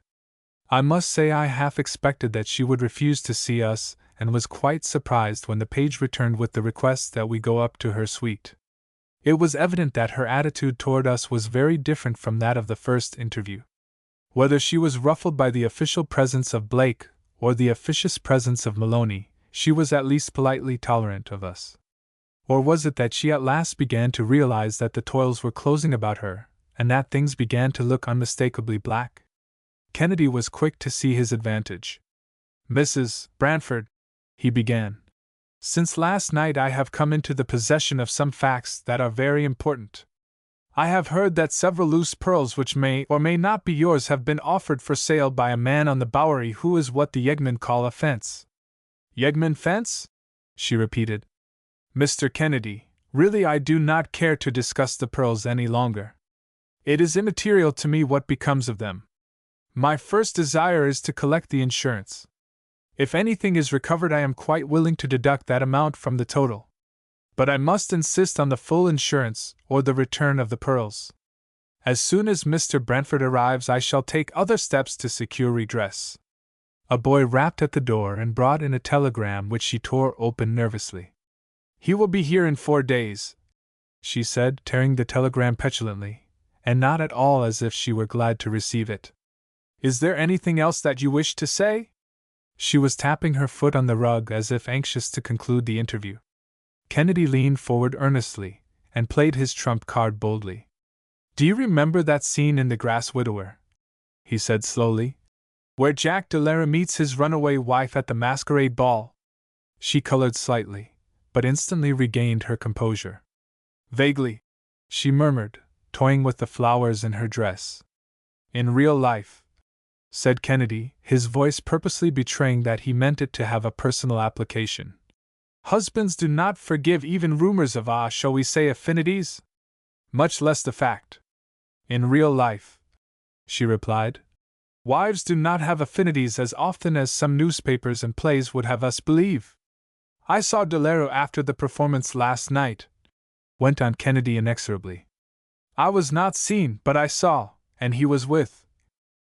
She was pacing the room now in unsuppressed excitement. "Will you never stop spying on me?" she cried.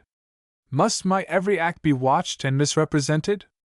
I suppose a distorted version of the facts will be given to my husband.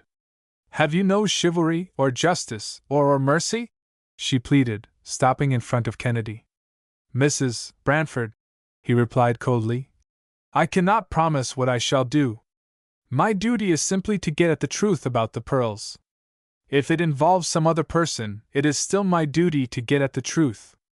Why not tell me all that you really know about the pearls and trust me to bring it out all right?" She faced him, pale and haggard. "I have told," she repeated steadily.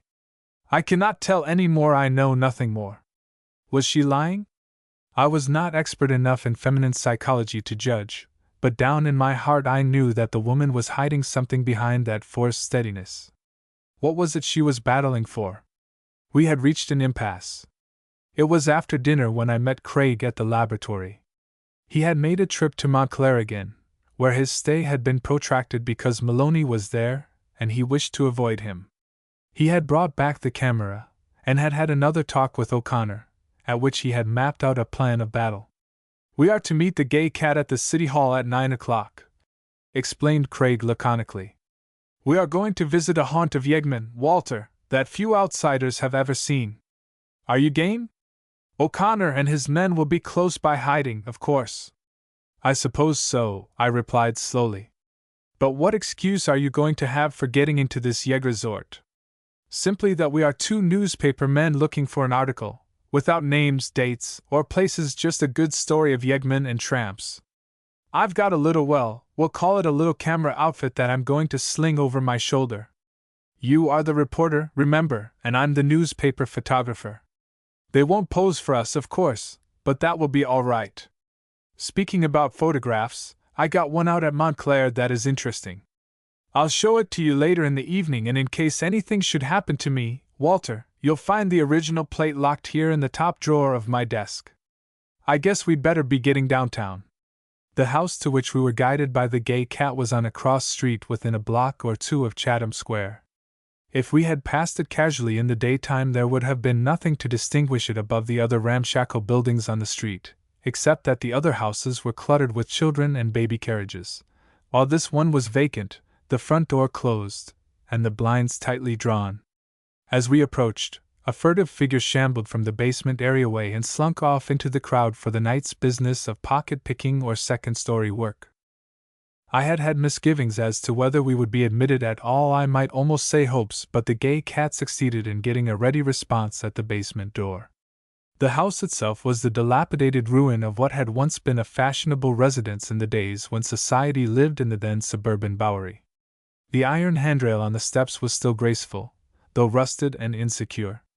The stones of the steps were decayed and eaten away by time, and the front door was never opened.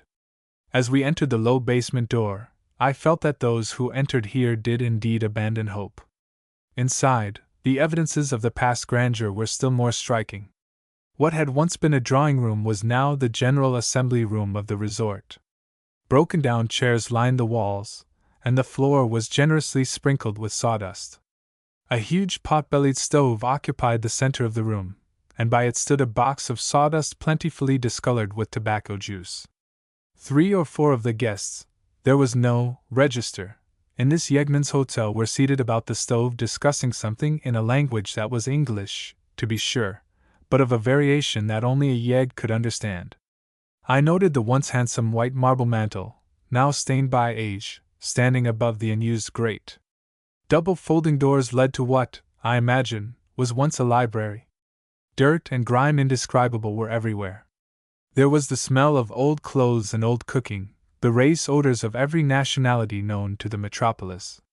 I recalled a night I once spent in a Bowery lodging house for local color. Only this was infinitely worse. No law regulated this house. There was an atmosphere of cheerlessness that a half-thickened Wellsback mantle turned into positive ghastliness. Our guide introduced us. There was a dead silence as 8 eyes were craftily fixed on us, sizing us up. What should I say? Craig came to the rescue. To him the adventure was a lark. It was novel, and that was merit enough. Ask about the slang, he suggested.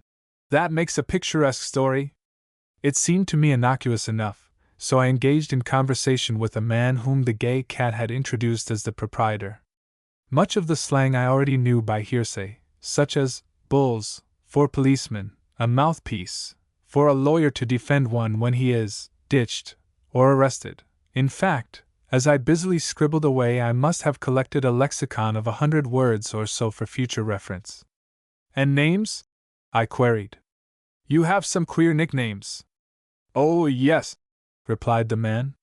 Now here's the gay cat, that's what we call a fellow who is the finder, who enters a town ahead of the gang. Then there's Chief Fat, that means he's from Chicago and fat.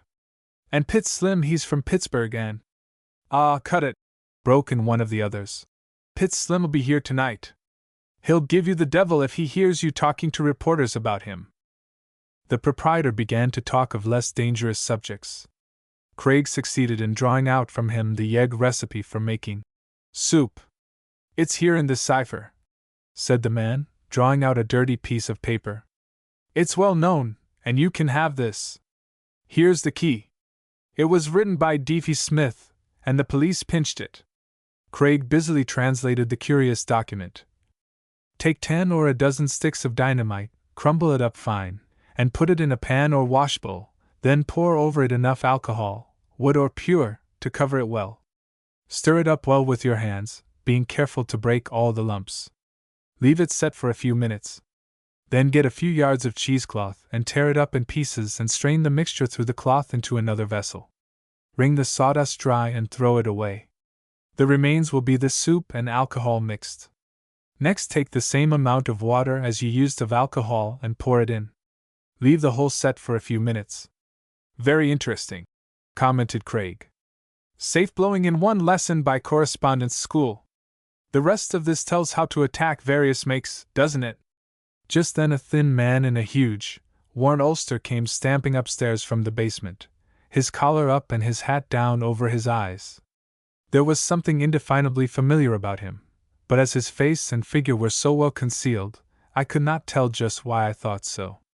Catching a glimpse of us, he beat a retreat across the opposite end of the room, beckoning to the proprietor, who joined him outside the door. I thought I heard him ask, "Who are those men? Who let them in?" But I could not catch the reply. One by one the other occupants of the room rose and sidled out, leaving us alone with the gay cat. Kennedy reached over to get a cigarette from my case and light it from one that I was smoking. That's equals 20 our man, I think, he whispered.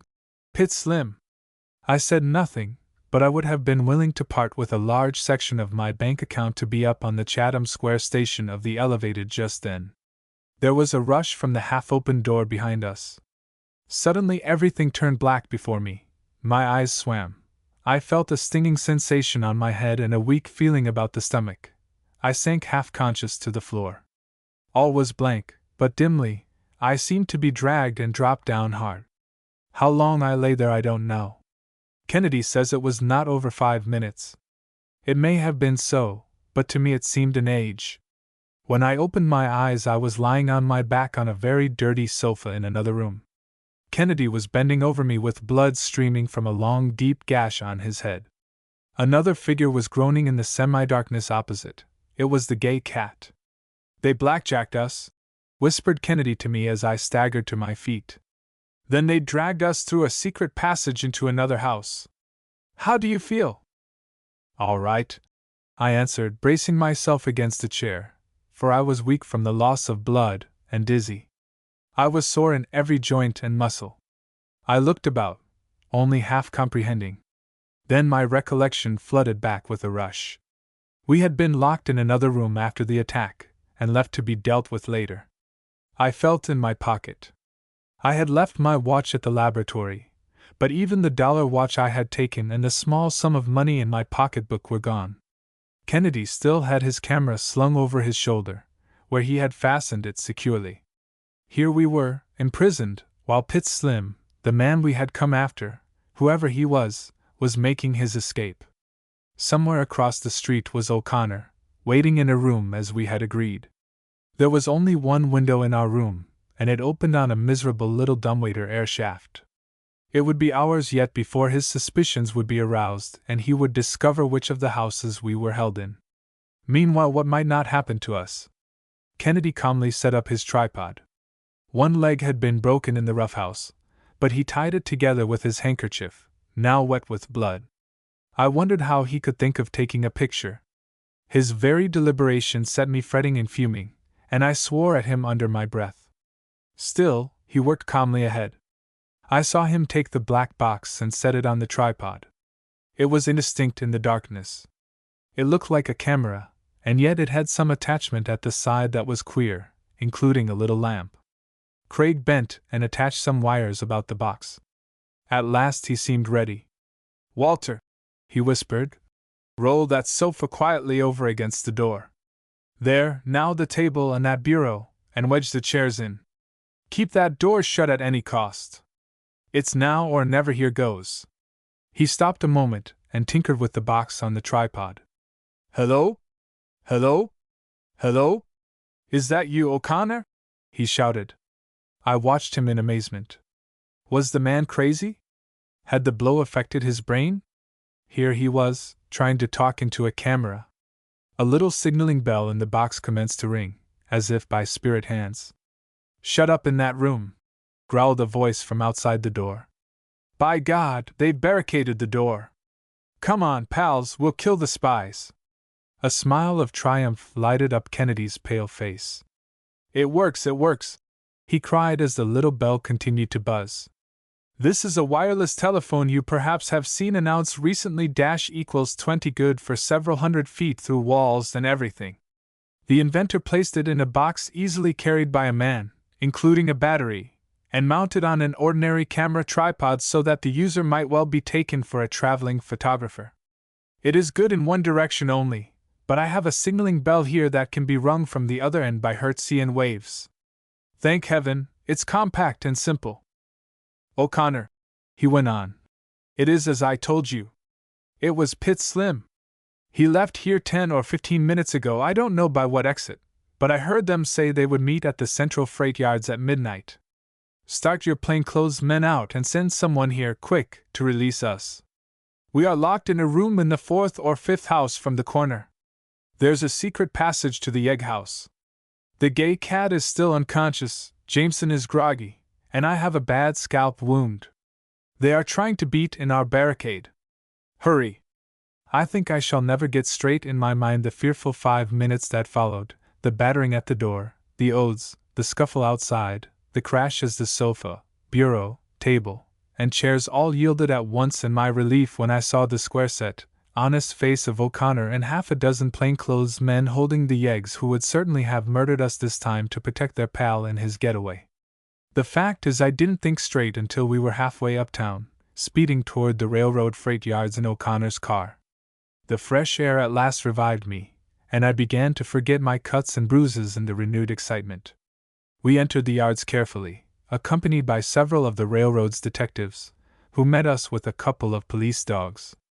Skulking in the shadow under the high embankment that separated the yards, with their interminable lines of full and empty cars on one side and the San Juan Hill district of New York up on the bluff on the other side, we came upon a party of 3 men who were waiting to catch the midnight side door Pullman, the fast freight out of New York. The fight was brief, for we outnumbered them more than 3 to 1. O'Connor himself snapped a pair of steel bracelets on the thin man, who seemed to be leader of the party. "It's all up, Pitts Slim," he ground out from his set teeth. One of our men flashed his bullseye on the 3 prisoners. I caught myself as in a dream. Pitts Slim was Maloney, the detective. An hour later, at headquarters, after the pedigrees had been taken, the mugging done, and the jewels found on the 3 yeggs checked off from the list of the Brantford pearls, leaving a few $1,000s worth unaccounted for, O'Connor led the way into his private office. There were Mrs. Brantford and Blake waiting. Maloney sullenly refused to look at his former employer, as Blake rushed over and grasped Kennedy's hand, asking eagerly, "How did you do it, Kennedy? This is the last thing I expected."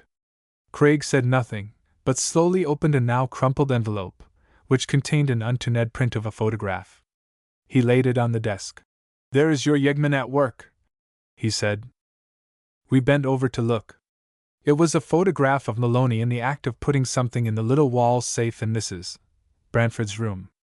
In a flash it dawned on me the quick-shutter camera, the wire connected with the wall safe, Craig's hint to Maloney that if some of the jewels were found hidden in a likely place in the house, it would furnish the last link in the chain against her, Maloney's eager acceptance of the suggestion, and his visit to Montclair during which Craig had had hard work to avoid him. "Pitts Slim, alias Maloney," added Kennedy, turning to Blake. "Your shrewdest private detective, was posing in 2 characters at once very successfully. He was your trusted agent in possession of the most valuable secrets of your clients, at the same time engineering all the robberies that you thought were fakes, and then working up the evidence incriminating the victims themselves. He got into the Brantford house with the skeleton key, and killed the maid. The picture shows him putting this shield-shaped brooch in the safe this afternoon. Here's the brooch. And all this time he was the leader of the most dangerous band of yeggmen in the country." "Mrs. Brantford," exclaimed Blake, advancing and bowing most profoundly, "I trust that you understand my awkward position? My apologies cannot be too humble. It will give me great pleasure to hand you a certified check for the missing gems the first thing in the morning." Mrs. Brantford bit her lip nervously. The return of the pearls did not seem to interest her in the least. "And I, too, must apologize for the false suspicion I had of you and depend on me, it is already forgotten," said Kennedy, emphasizing the false, and looking her straight in the eyes. She read his meaning and a look of relief crossed her face.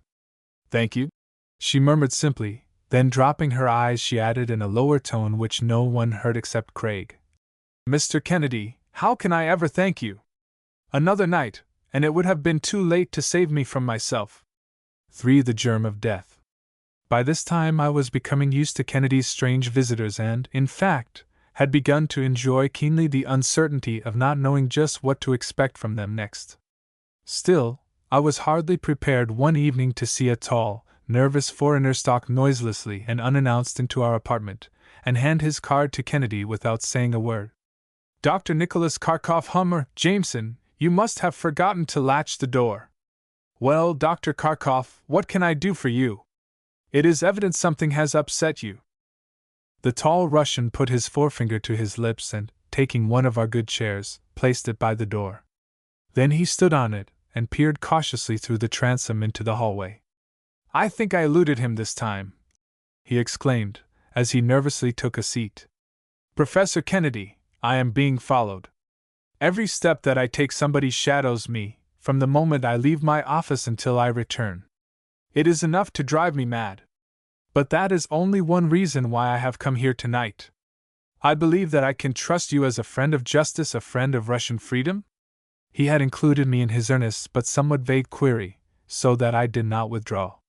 Somehow, apparently, he had heard of Kennedy's rather liberal political views. "It is about Vasily Saratovsky, the father of the Russian Revolution, as we call him, that I have come to consult you," he continued quickly. "Just 2 weeks ago he was taken ill. It came on suddenly, a violent fever which continued for a week. Then he seemed to grow better, after the crisis had passed, and even attended a meeting of our Central Committee the other night. But in the meantime Olga Samarova, the little Russian dancer, whom you have perhaps seen, fell ill in the same way. Samarova is an ardent revolutionist, you know. This morning the servant at my own home on East Broadway was also stricken, and who knows? Perhaps it will be my turn next. For tonight Saratovsky had an even more violent return of the fever, with intense shivering, excruciating pains in the limbs, and delirious headache. It is not like anything I ever saw before. Can you look into the case before it grows any worse, Professor? Again the Russian got on the chair and looked over the transom to be sure that he was not being overheard. I shall be only too glad to help you in any way I can, returned Kennedy, his manner expressing the genuine interest that he never feigned over a particularly knotty problem in science and crime. I had the pleasure of meeting Saratovsky once in London. I shall try to see him the first thing in the morning. Dr. Kharkov's face fell. I had hoped you would see him tonight. If anything should happen, Is it as urgent as that? I believe it is, whispered Kharkov, leaning forward earnestly. We can call a taxicab. It will not take long, sir. Consider, there are many lives possibly at stake, he pleaded. Very well, I will go, consented Kennedy. At the street door Kharkov stopped short and drew Kennedy back. Look across the street in the shadow. There is the man. If I start toward him he will disappear. He is very clever. He followed me from Saratovsky's here, and has been waiting for me to come out. There are 2 taxicabs waiting at the stand, suggested Kennedy. Doctor, you jump in the first, and Jameson and I will take the second. Then he can't follow us. It was done in a moment, and we were whisked away, to the chagrin of the figure, which glided impotently out of the shadow in vain pursuit, too late even to catch the number of the cab. A promising adventure, commented Kennedy, as we bumped along over New York's uneven asphalt. Have you ever met Saratovsky? No, I replied dubiously. Will you guarantee that he will not blow us up with a bomb? Grandmother, replied Craig. Why, Walter, he is the most gentle, engaging old philosopher. That ever cut a throat or scuttled a ship? I interrupted. On the contrary, insisted Kennedy, somewhat nettled. He is a patriarch, respected by every faction of the revolutionists, from the fighting organization to the believers in non-resistance and Tolstoy.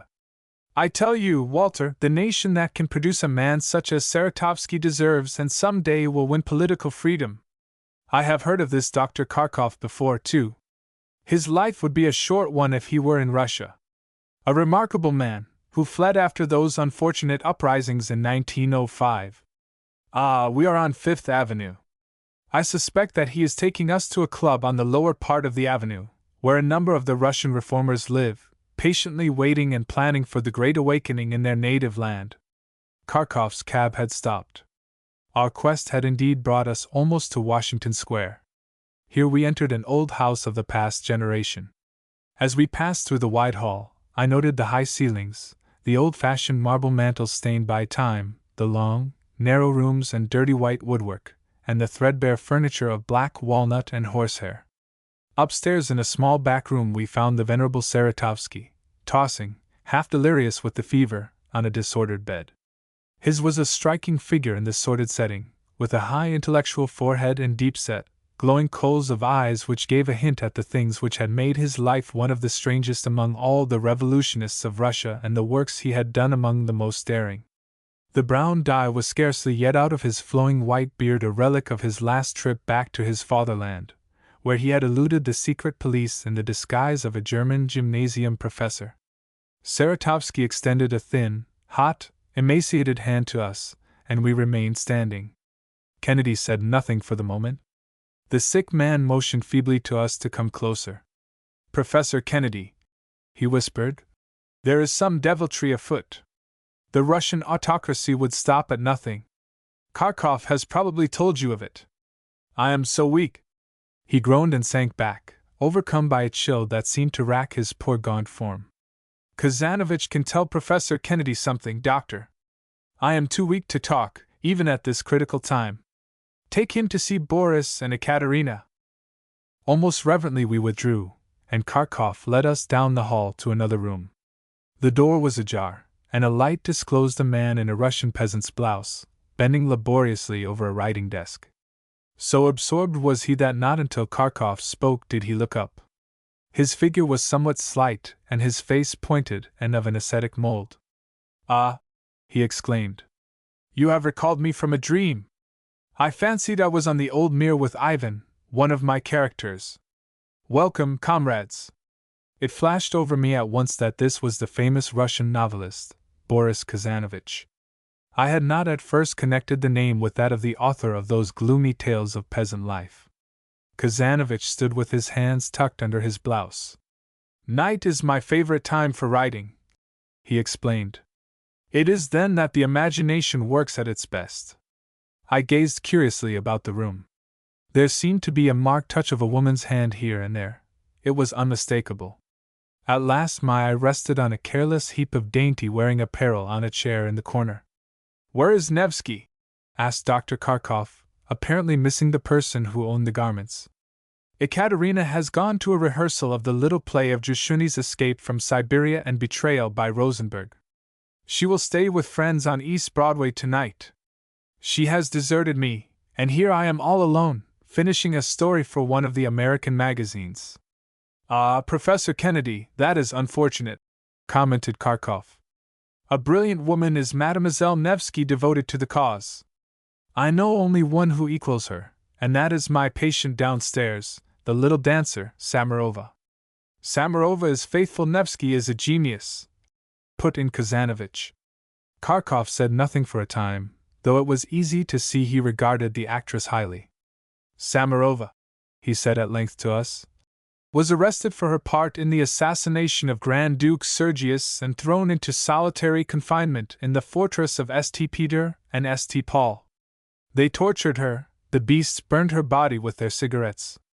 It was unspeakable. But she would not confess, and finally they had to let her go. Nevsky, who was a student of biology at the University of St. Petersburg when von Plehve was assassinated, was arrested, but her relatives had sufficient influence to secure her release. They met in Paris, and Nevsky persuaded Olga to go on the stage and come to New York. Next to Ekaterina's devotion to the cause is her devotion to science, said Kazanovich, opening a door to a little room. Then he added, if she were not a woman, or if your universities were less prejudiced, she would be welcome anywhere as a professor. See, here is her laboratory. It is the best she can afford. Organic chemistry, as you call it in English, interests me too, but of course I am not a trained scientist, I am a novelist. The laboratory was simple, almost bare. Photographs of Koch, Ehrlich, Mechnikov, and a number of other scientists adorned the walls. The deeply stained deal table was littered with beakers and test tubes. How is Saratovsky? Asked the writer of the doctor, aside, as we gazed curiously about. Kharkov shook his head gravely. We have just come from his room. He was too weak to talk, but he asks that you tell Mr. Kennedy anything that it is necessary he should know about our suspicions. It is that we are living with the sword of Damocles constantly dangling over our heads, gentlemen, cried Kazanovich passionately, turning toward us.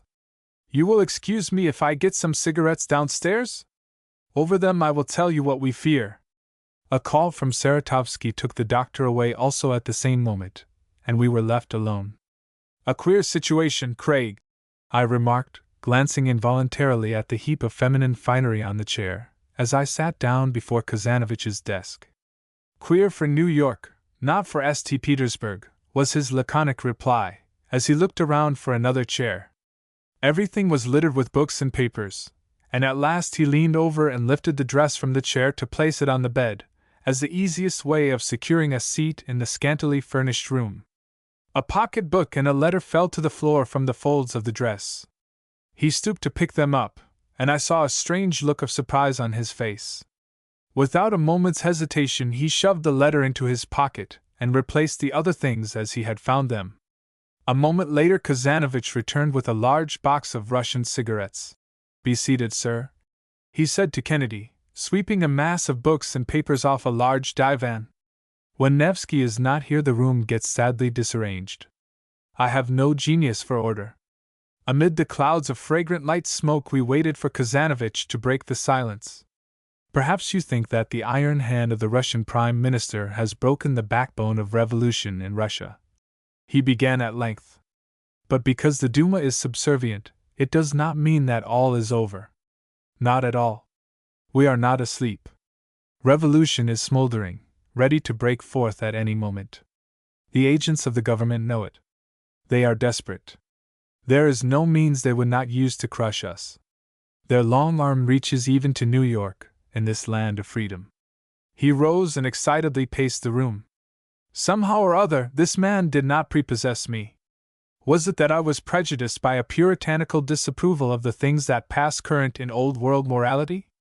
Or was it merely that I found the great writer of fiction seeking the dramatic effect always at the cost of sincerity? Just what is it that you suspect?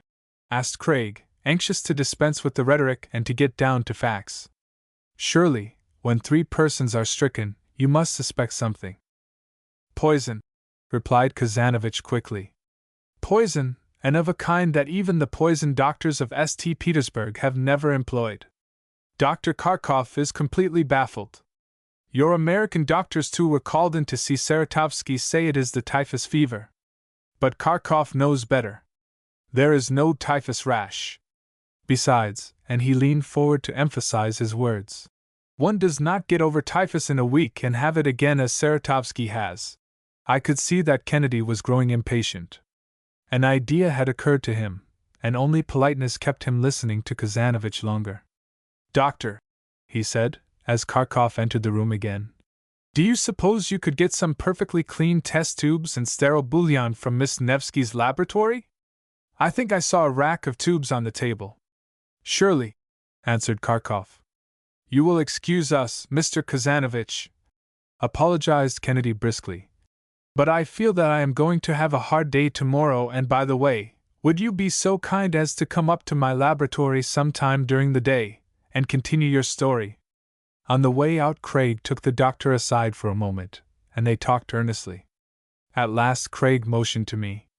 Walter, he explained, Dr. Kharkov is going to prepare some cultures in the test tubes tonight so that I can make a microscopic examination of the blood of Saratovsky, Samarova, and later of his servant. The tubes will be ready early in the morning, and I have arranged with the doctor for you to call and get them if you have no objection. I assented, and we started downstairs. As we passed the door on the 2nd floor, a woman's voice called out, Is that you, Boris? No, Olga, this is Nicholas, replied the doctor. It is Samarova, he said to us as he entered. In a few moments he rejoined us. She is no better, he continued, as we again started away. I may as well tell you, Professor Kennedy, just how matters stand here. Samarova is head over heels in love with Kazanowicz. You heard her call for him just now. Before they left Paris, Kazanowicz showed some partiality for Olga, but now Nevsky has captured him. She is indeed a fascinating woman, but as for me, if Olga would consent to become Madame Kharkov, it should be done tomorrow, and she need worry no longer over her broken contract with the American theater managers. But women are not that way. She prefers the hopeless love. Ah, well, I shall let you know if anything new happens. Good night, and 1,000 thanks for your help, gentlemen. Nothing was said by either of us on our journey uptown, for it was late and I, at least, was tired. But Kennedy had no intention of going to bed, I found. Instead, he sat down in his easy chair and shaded his eyes, apparently in deep thought. As I stood by the table to fill my pipe for a last smoke, I saw that he was carefully regarding the letter he had picked up, turning it over and over, and apparently debating with himself what to do with it. Some kinds of paper can be steamed open without leaving any trace, he remarked in answer to my unspoken question, laying the letter down before me. I read the address. M. Alexander Alexandrovich Orlov, Rue de Paris, France. Letter opening has been raised to a fine art by the Secret Service agents of foreign countries, he continued. Why not take a chance? The simple operation of steaming the letter open is followed by reburnishing the flap with a bone instrument, and no trace is left. I can't do that, for this letter is sealed with wax. One way would be to take a matrix of the seal before breaking the wax and then replace a duplicate of it. No, I won't risk it. I'll try a scientific way. Between 2 pieces of smooth wood, Craig laid the letter flat, so that the edges projected about a 32nd of an inch. He flattened the projecting edge of the envelope,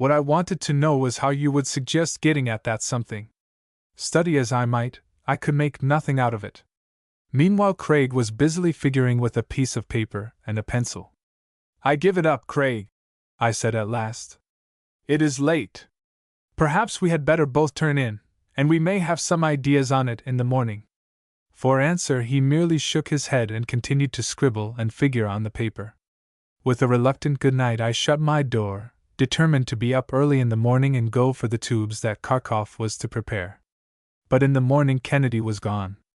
I dressed hastily, and was just about to go out when he hurried in, showing plainly the effects of having spent a sleepless night.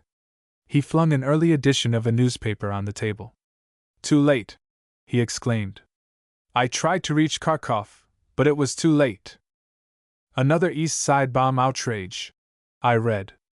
While returning at a late hour last night from a patient, Dr. Nicholas Kharkov, of East Broadway, was severely injured by a bomb which had been placed in his hallway earlier in the evening. Dr. Kharkov, who is a well-known physician on the East Side, states that he has been constantly shadowed by someone unknown for the past week or two. He attributes his escape with his life to the fact that since he was shadowed he has observed extreme caution. Yesterday his cook was poisoned and is now dangerously ill. Dr. Kharkov stands high in the Russian community, and it is thought by the police that the bomb was placed by a Russian political agent, as Kharkov has been active in the ranks of the revolutionists.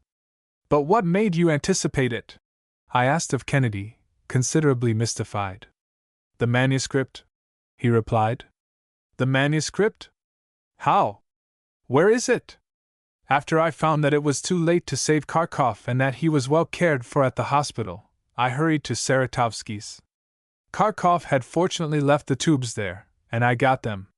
Here they are. As for the manuscript in the letter, I was going to ask you to slip upstairs by some strategy and return it where I found it, when you went for the tubes this morning. Kazanovich was out, and I have returned it myself, so you need not go, now. He's coming to see you today, isn't he? I hope so. I left a note asking him to bring Miss Nevsky, if possible, too.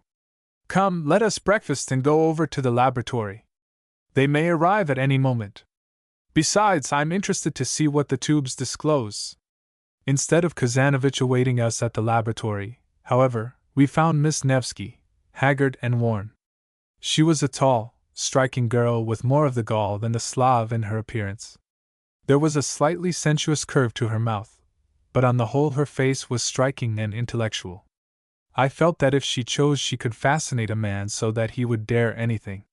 I never before understood why the Russian police feared the women revolutionists so much. It was because they were themselves, plus every man they could influence. Nevsky appeared very excited. She talked rapidly, and fire flashed from her gray eyes. They tell me at the club, she began, that you are investigating the terrible things that are happening to us. Oh, Professor Kennedy, it is awful. Last night I was staying with some friends on East Broadway. Suddenly we heard a terrific explosion up the street. It was in front of Dr. Kharkov's house.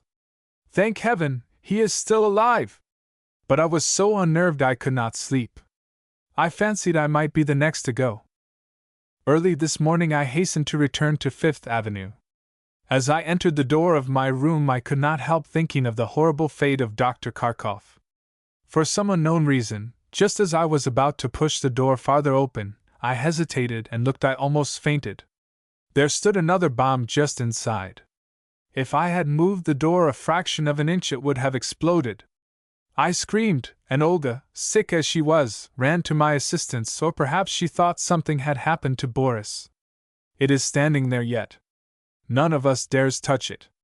Oh, Professor Kennedy, it is dreadful, dreadful. And I cannot find Boris, Mr. Kazanovich, I mean. Saratovsky, who is like a father to us all, is scarcely able to speak. Dr. Kharkov is helpless in the hospital. Oh, what are we to do? What are we to do? She stood trembling before us, imploring. Calm yourself, Miss Nevsky, said Kennedy in a reassuring tone. Sit down and let us plan. I take it that it was a chemical bomb and not one with a fuse, or you would have a different story to tell. First of all, we must remove it. That is easily done. He called up a nearby garage and ordered an automobile. I will drive it myself, he ordered. Only send a man around with it immediately. No, no, no, she cried, running toward him. You must not risk it. It is bad enough that we should risk our lives. But strangers must not. Think, Professor Kennedy. Suppose the bomb should explode at a touch. Had we not better call the police and let them take the risk, even if it does get into the papers? No, replied Kennedy firmly. Miss Nevsky, I am quite willing to take the risk. Besides, here comes the automobile. You are too kind, she exclaimed. Kazanovich himself could do no more. How am I ever to thank you? On the back of the automobile, Kennedy placed a peculiar oblong box, swung on two concentric rings balanced on pivots, like a most delicate compass. We rode quickly downtown, and Kennedy hurried into the house, bidding us stand back. With a long pair of tongs he seized the bomb firmly. It was a tense moment. Suppose his hand should unnecessarily tremble, or he should tip it just a bit, it might explode and blow him to atoms. Keeping it perfectly horizontal, he carried it carefully out to the waiting automobile and placed it gingerly in the box. Wouldn't it be a good thing to fill the box with water? I suggested, having read somewhere that that was the usual way of opening a bomb, under water. No, he replied, as he closed the lid. That wouldn't do any good with a bomb of this sort. It would explode under water just as well as in air. This is a safety bomb carrier.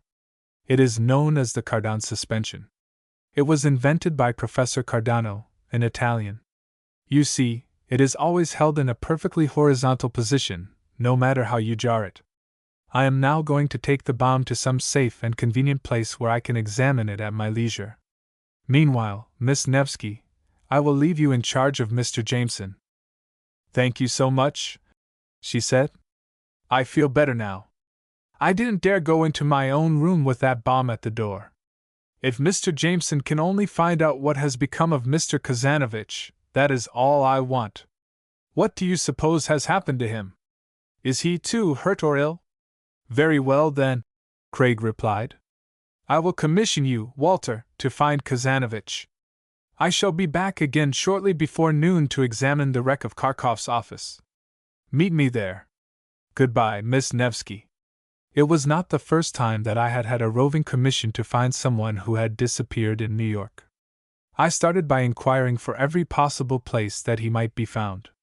No one at the Fifth Avenue house could tell me anything definite, though they were able to give me a number of places where he was known.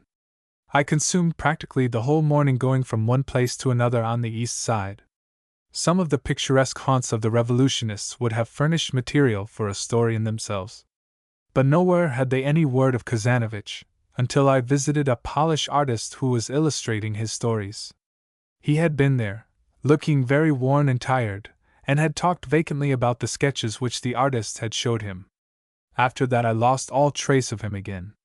It was nearly noon as I hurried to meet Craig at Kharkov's. Imagine my surprise to see Kazanovich already there, seated in the wrecked office, furiously smoking cigarettes, and showing evident signs of having something very disturbing on his mind. The moment he caught sight of me, he hurried forward. Is Professor Kennedy coming soon? He inquired eagerly. I was going up to his laboratory, but I called up Nevsky, and she said he would be here at noon. Then he put his hand up to my ear and whispered, I have found out who it was who shadowed Kharkov. Who? I asked, saying nothing of my long search of the morning. His name is Revelenko Fefer Revelenko. I saw him standing across the street in front of the house last night after you had gone. When Kharkov left, he followed him. I hurried out quietly and followed both of them. Then the explosion came. This man slipped down a narrow street as soon as he saw Kharkov fall. As people were running to Kharkov's assistance, I did the same. He saw me following him and ran, and I ran too, and overtook him. Mr. Jameson, when I looked into his face I could not believe it. Revelenko, he is one of the most ardent members of our organization. He would not tell me why he had followed Kharkov. I could make him confess nothing. But I am sure he is an agent provocateur of the Russian government, that he is secretly giving away the plans that we are making, everything. We have a plot on now, perhaps he has informed them of that. Of course, he denied setting the bomb or trying to poison any of us, but he was very frightened. I shall denounce him at the first opportunity." I said nothing. Kazanovich regarded me keenly to see what impression the story made on me, but I did not let my looks betray anything, except proper surprise, and he seemed satisfied. It might be true, after all, I reasoned, the more I thought of it. I had heard that the Russian Consul General had a very extensive spy system in the city. In fact, even that morning I had pointed out to me some spies at work in the public libraries, watching what young Russians were reading. I did not doubt that there were spies in the very inner circle of the revolutionists themselves. At last Kennedy appeared. While Kazanovich poured forth his story, with here and there, I fancied, an elaboration of a particularly dramatic point, Kennedy quickly examined the walls and floor of the wrecked office with his magnifying glass. When he had concluded his search, he turned to Kazanovich. "Would it be possible," he asked, "to let this Revalenko believe that he could trust you, that it would be safe for him to visit you tonight at Saratovsky's? Surely you can find some way of reassuring him." "Yes, I think that can be arranged," said Kazanovich. "I will go to him, will make him think I have misunderstood him, that I have not lost faith in him, provided he can explain all. He will come. Trust me." "Very well, then. Tonight at 8 I shall be there," promised Kennedy, as the novelist and he shook hands. "What do you think of the Revalenko story?" I asked of Craig, as we started uptown again.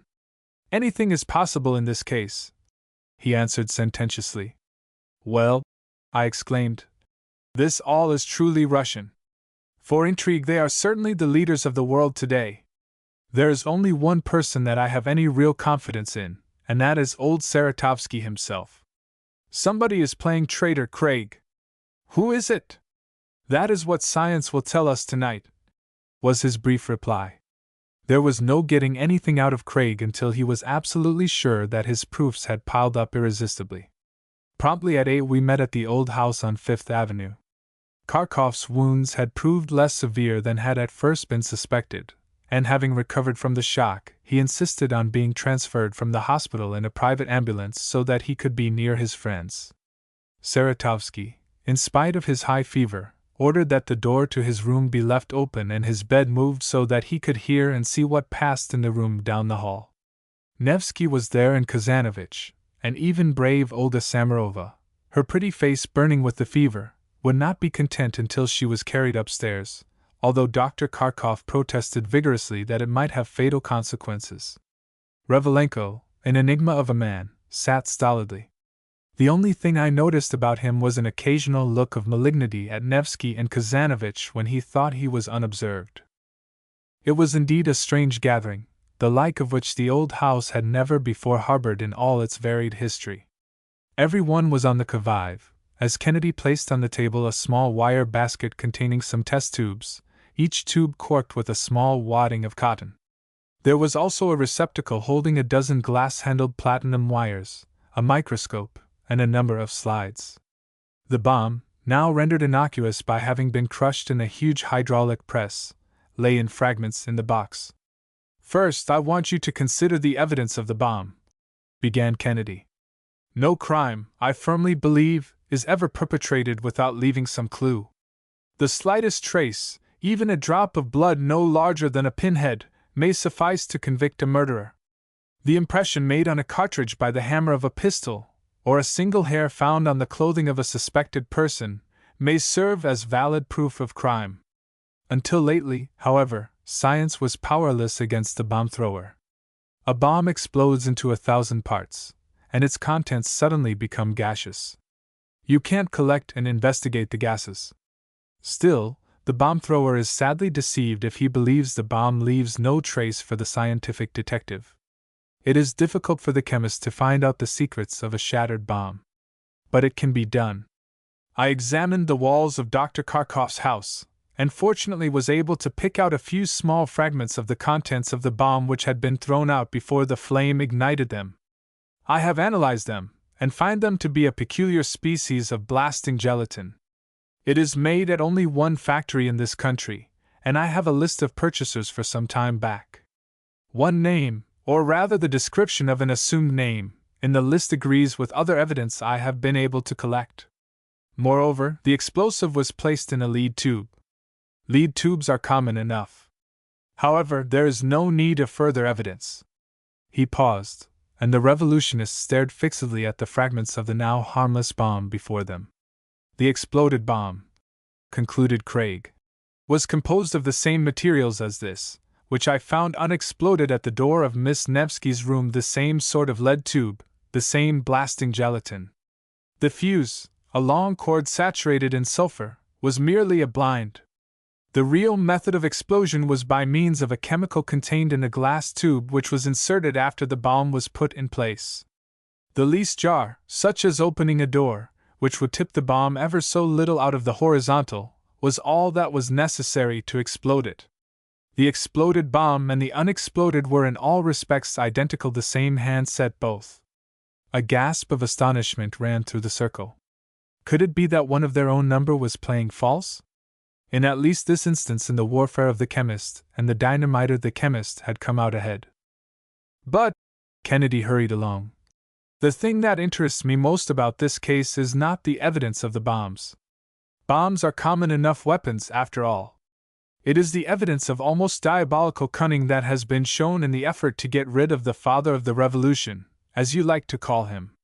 Craig cleared his throat and played with our feelings as a cat does with a mouse. Strange to say, the most deadly, the most insidious, the most elusive agency for committing murder is one that can be obtained and distributed with practically no legal restrictions. Any doctor can purchase disease germs in quantities sufficient to cause thousands and thousands of deaths without giving any adequate explanation for what purpose he requires them. More than that, any person claiming to be a scientist or having some acquaintance with science and scientists can usually obtain germs without difficulty. Every pathological laboratory contains stores of disease germs, neatly sealed up in test tubes, sufficient to depopulate whole cities and even nations. With almost no effort, I myself have actually cultivated enough germs to kill every person within a radius of a mile of the Washington Arch down the street. They are here in these test tubes. We scarcely breathed. Suppose Kennedy should let loose this deadly foe, these germs of death, whatever they were? Yet that was precisely what some fiend incarnate had done, and that fiend was sitting in the room with us. Here I have one of the most modern dark-field microscopes, he resumed. On this slide I have placed a little pinpoint of a culture made from the blood of Saratovsky. I will stain the culture. Now, Walter, look through the microscope under this powerful light and tell us what you see on the slide. I bent over. In the darkened field I see a number of germs like dancing points of colored light, I said.